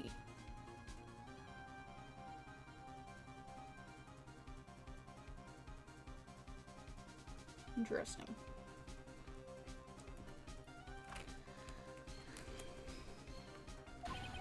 I'll sink him in one shot. Yeah. This is so exciting watching you work again. Somehow, my old self is coming back to me. It's time to sink or swim. Everything rests on the edge of a knife. This is the moment I've been waiting for. Order, order. Your Honor, the defense is making a mockery of this court. Without any solid ground to stand on, he accuses the witness of being the murderer. That's what he usually does, I think. Yeah, that's right. I'm no criminal. This is third-rate fraud of a lawyer. In that case, why don't we look at it from a different perspective? Let's hear your explanation as to why you are not the murderer. But why, that's easy, For example, there's the name that the victim wrote. What about that? Oh, you mean the name Maggie? Yeah, even an idiot like you can read that, right? But we already know this was not written by the victim himself. After all, the defendant's name is Maggie, and the victim was left-handed. In other words, in order to make the defendant look guilty, the real criminal used the victim's right hand to write her name on the ground. But... Wouldn't that mean that the real criminal was someone the defendant knew? Otherwise, how else would that person know her name was Maggie or Maggie? That is a good point. The witness didn't even know of Miss Bird before this trial. I forgot. Was there any way this creep could have known Maggie's name beforehand? The phone.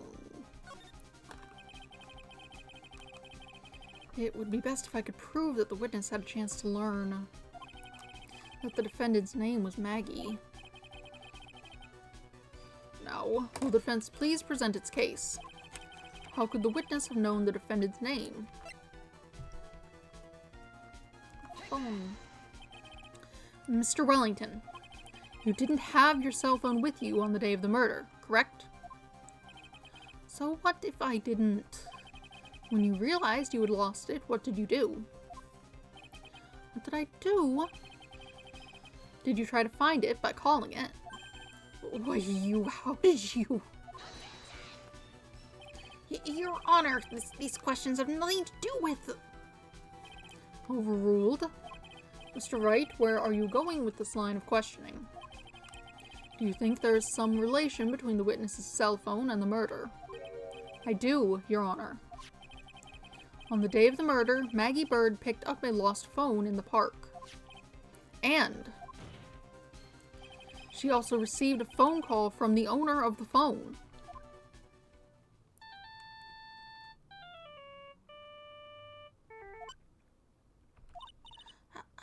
Hello? Oh, thank you. I've been searching for my phone.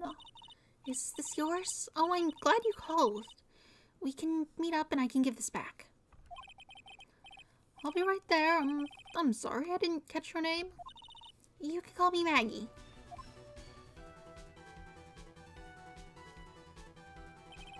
That was when you learned that her name was Maggie.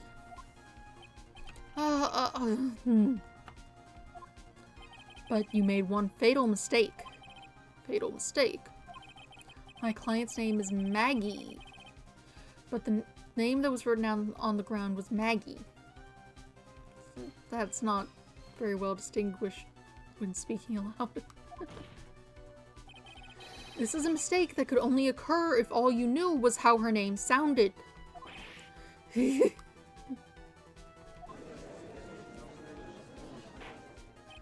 Order, order. But, Your Honor, the witness has no motive. And your point is? It is very simple, Your Honor. A person usually would not kill someone without a reason. Mr. Wellington had no reason to kill anyone. This is absolutely correct. I don't have a motive. Mr. Wright. Your Honor, can you explain what motive this witness could have had? It's very simple, Your Honor. Are you sure, Nick? If I said I can't offer an explanation, then the trial's over, right? Yeah, but... Now then, please present to this court the proof that the witness had a motive.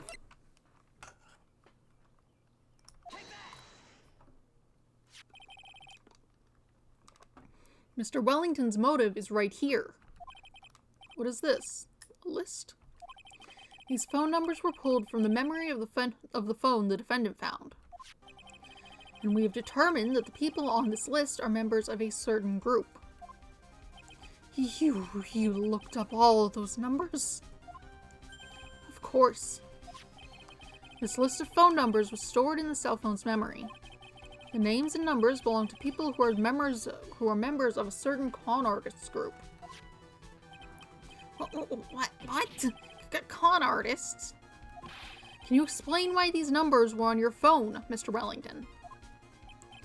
This is an outrage, an invasion of privacy. Looking up the phone numbers on a person's phone is a worse crime than murder.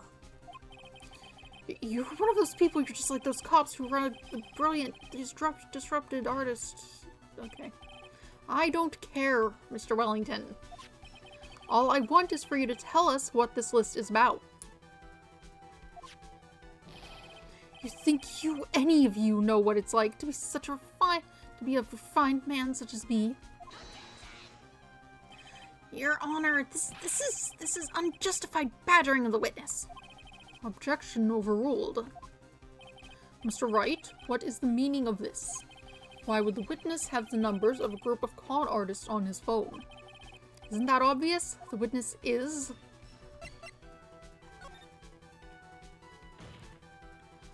Mr. Wellington is a member of this very group. No! All of your friends' phone numbers are stored right here on this phone. If anyone were to look into these phone numbers, it would be all over for you. That is why you had to kill. No! This is just too much. That does make quite a bit of sense. Well, Mr. Wellington, would you care to explain? I've got you now. That police officer. Your Honor. What is it, Mr. Payne? Your Honor, this is unjustified badgering of the witness. You keep saying that. You said the exact same thing only a few seconds ago. But please, let's think about the content of that phone call. Hello? Oh, thank you. I have been searching for my phone. Is this yours? Oh, I'm glad you called. We can meet up and I can give this back. The defendant had already promised that she would return the phone. After that, all Mr. Wellington had to do was meet Miss Bird to get his phone back. Why then would he need to kill anyone? That is a valid point. What does the defense think about this? If you think about it logically, then it makes sense. Then maybe we should be thinking outside the box. Yeah, if we think like that, let's see. Maybe that Slimeball saw something at the crime scene that made him commit murder. Your thoughts, Mr. Wright? Well, I don't think Mr. Wellington went to pick up his phone in a very friendly manner. But he was promised his phone, so why would he have been unfriendly to the defendant? I think he must have seen something that didn't agree with him when he got there. Yeah, the guy was still in his cop uniform. Well then, Mr. Wright. What was this something that didn't agree with the witness?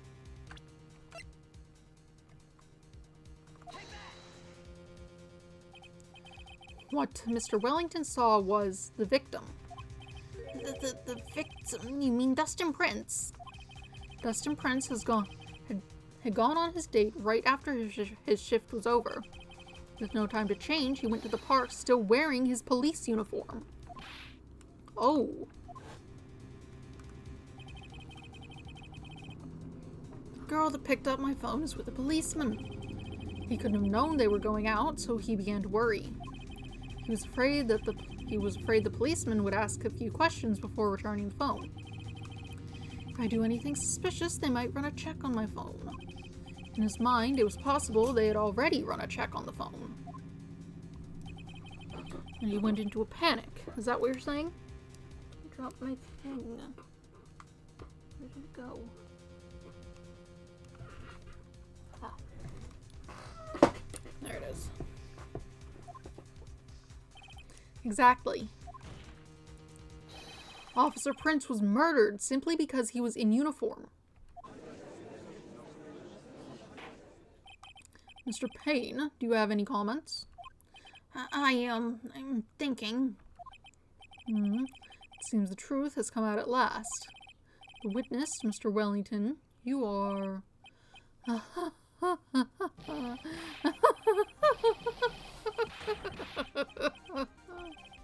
Impressive, not bad for a person with third-rate education. What's that supposed to mean? The evidence? Evidence! Ugh, that guy's really creeping me out. All I've been waving around and talking about is that suspicious cell phone. Suspicious phone number this, suspicious call group that, they're all on that phone. Who's to say that phone is really mine? Where's your proof, your evidence? You want proof that this phone is yours? I already told you earlier. That phone I lost, I've already found it. You don't even have the slightest idea who the phone in your hand belongs to. But you can be sure it isn't mine, you simpleton. What? It feels good to see you squirm. We do seem to have a problem on our hands with this phone. Whose phone is it? Without knowing that, it's meaningless as evidence. Your Honor. This is bad. I can't let him turn the tables on me like this. The cell phone. There's to be something I've overlooked. There's got to be. Maybe... stored numbers? Like the call the last person who called you? This phone has the names and numbers of those in the con group stored in its memory. I can show them to you, Your Honor. I don't believe this. What are you talking about? What we are trying to determine is who that phone belongs to. Who cares about what phone numbers are stored on it? Call back the last person who called you, which was you. Besides, who knows, maybe you went and added some of those numbers in yourself. The witness is quite right. I'm afraid I have to reject the defense's proposal. The jerk is back to his arrogant, annoying self again. The cell phone. There should be something I've overlooked. There's got to be. Maybe... It's phone. Fingerprints. I've got it. We should check for fingerprints. Fingerprints? Yes, Your Honor. Mr. Wellington must have left some prints on this phone. Nick, don't you remember? When you got that from Maggie, you wiped it off. What? You said there was sand all over it, so... I wiped it? Pretty thoroughly, too.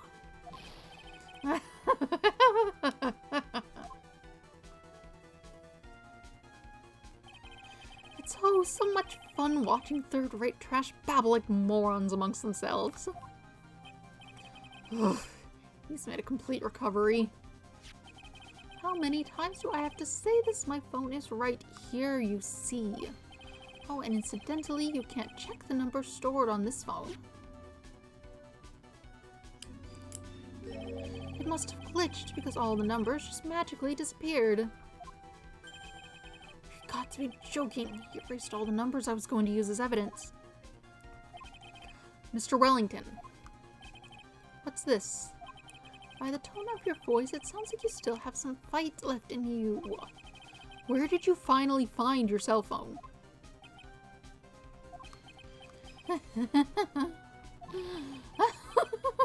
Oh, you are too much. And of course, you have no idea what I'm talking about. Huh?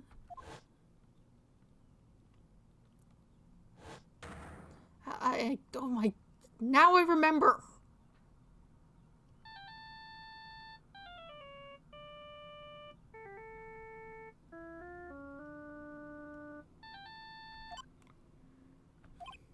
Huh. Looks like they hung up. Ah, good. I finally found it.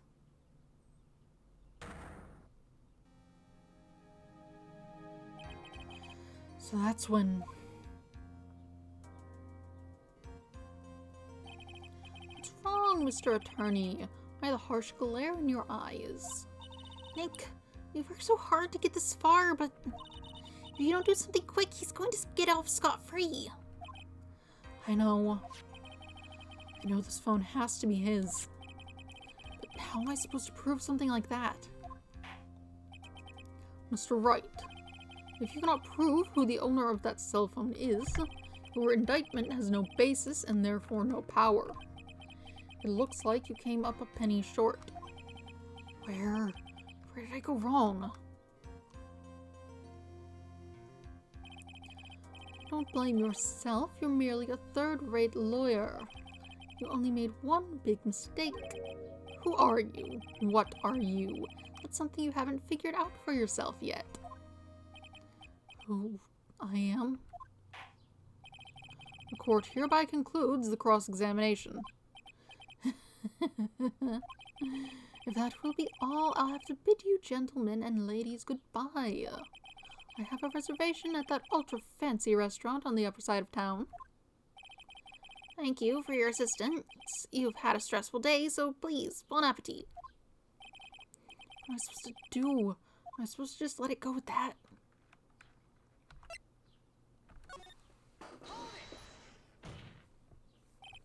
Please wait, Your Honor. Alright, Nick. I think I may be able to prove it. Prove it? Prove what, Mr. Wright? Everything. Your Honor, the cross-examination has already ended. Besides, the defense is just going to badger the witness with more inane questions. You will not harass the witness. Is that clear, Mr. Wright? Did you hear that? No harassment allowed, Mr. Attorney. Please, Your Honor. Very well, but this is your last chance, Mr. Wright. You may present one piece of evidence to the court. I only get one shot at this. Let's just...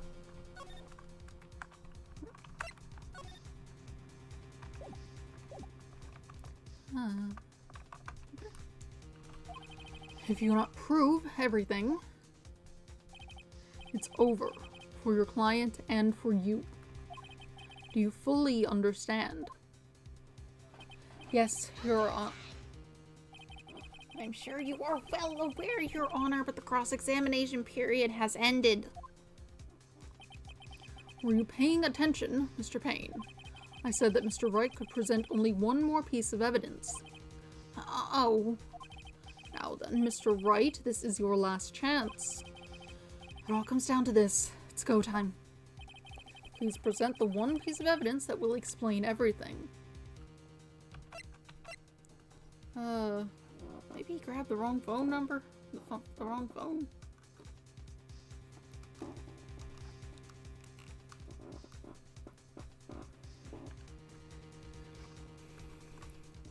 That's my guess. We haven't used this yet.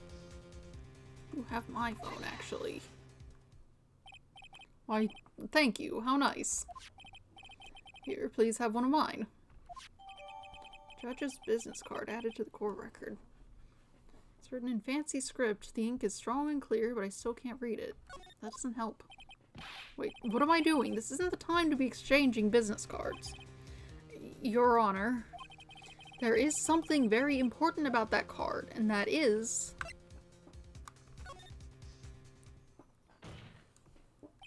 This card is important because of what's on the back. You wrote your cell phone number on the back, but that's exactly it.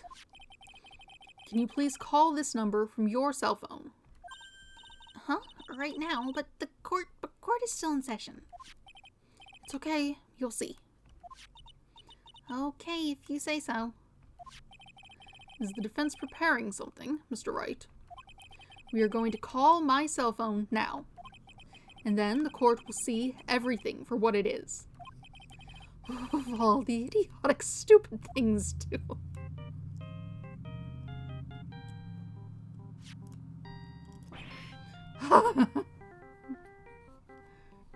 Is that the Steel Samurai? What? Why is it my phone? What's this stupid sounding ringtone? Mr. Wellington. How strange. I could almost swear that you're holding my phone. You're... No, it can't. By the way, before I forget, thank you very much for the lump on my head this morning. I don't think I need to explain any further, except to say, when you went to retrieve your cell phone, you mistakenly took the wrong one.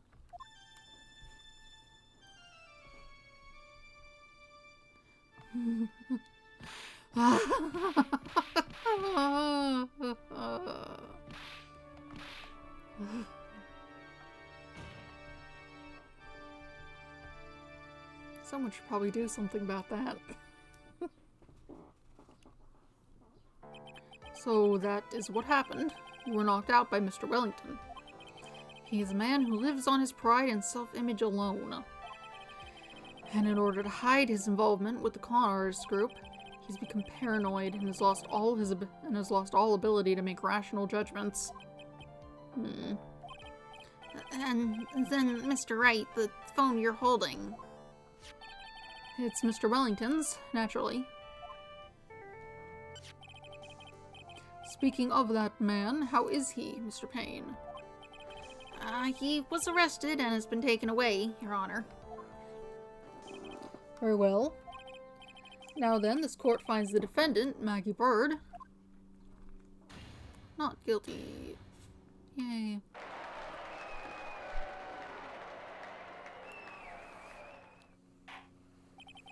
That is all. This court is adjourned. Yay. September 8th, 2:16 p.m. District Court, Defendant Lobby Number 1. Hi, Zuko, what are you doing?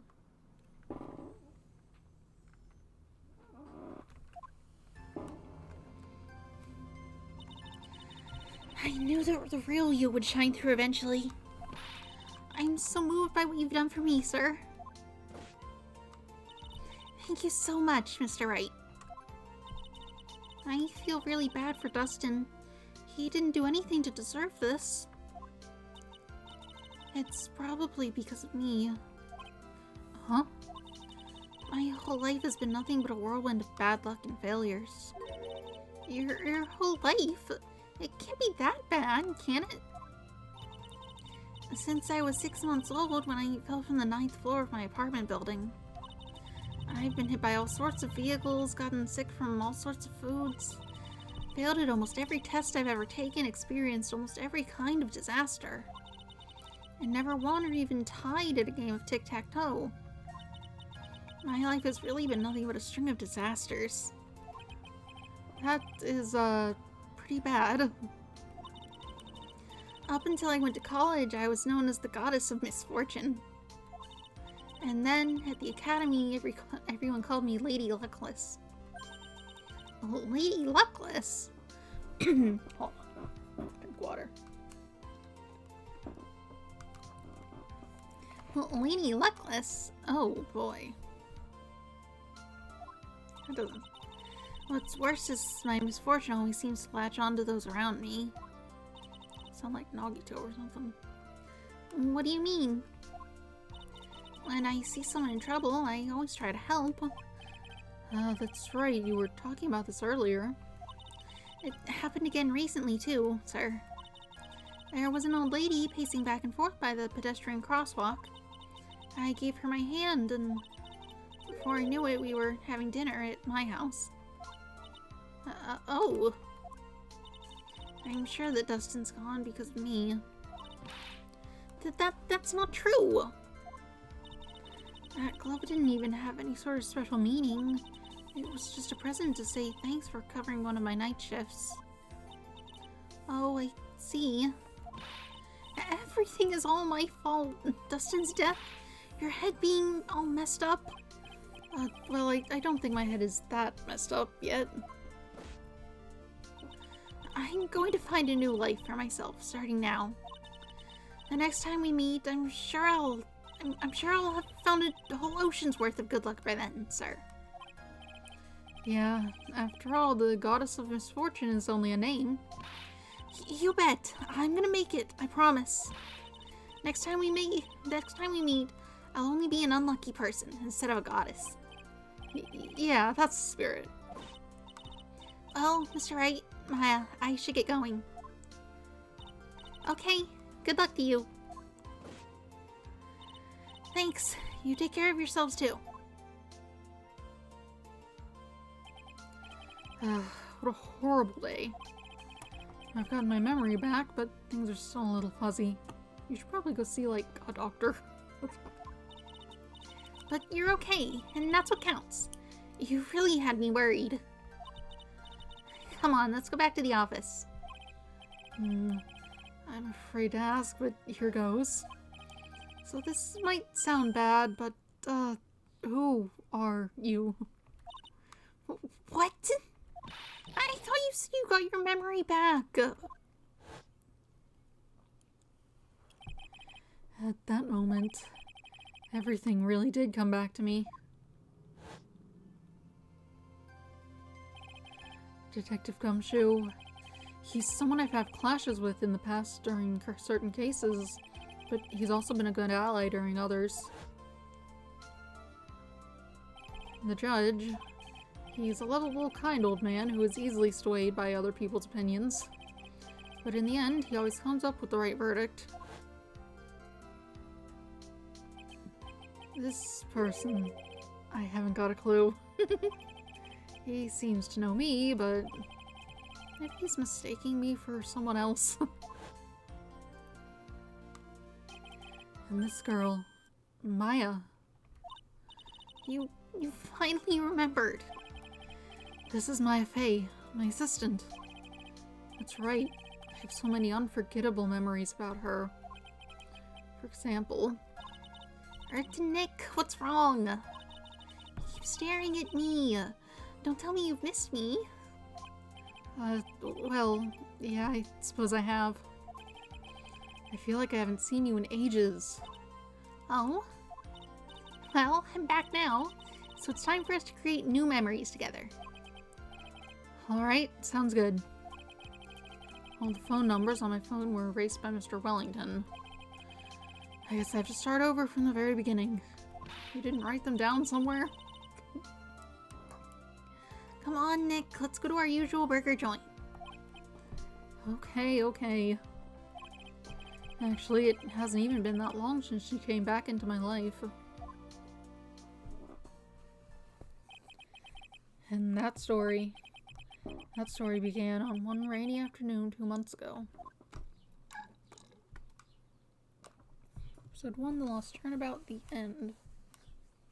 When I was talking, it sounds like, hello. Similarly dressed child. Brand new episode has been added. Reunion and turnabout, it says.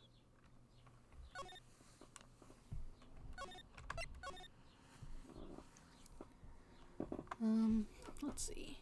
But it's 10 now. This has only been about 2 hours, but doing the whole first episode in one stream and then starting the second episode in the next sounds like a reasonable way to do things, so I might stop here, especially since my voice is all weird out of nowhere suddenly. Not sure what that's about. All seems well over here.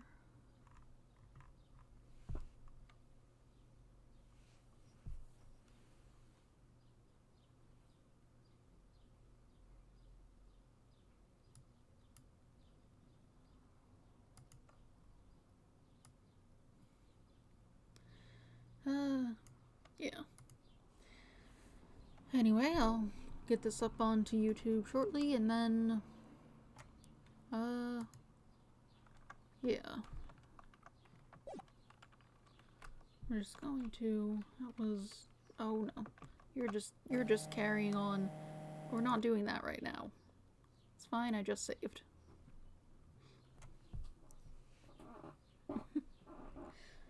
I guess next time there will be a car. But yeah, I'll get to episode 2 on Wednesday, I suppose. In the meantime, I'm going to play a bunch of Deltarune so that I'm get through chapters 1 and 2 through the demo, and then when it comes out, also on Wednesday, I can play it. So yeah, that's about it. Have a nice day. Goodbye.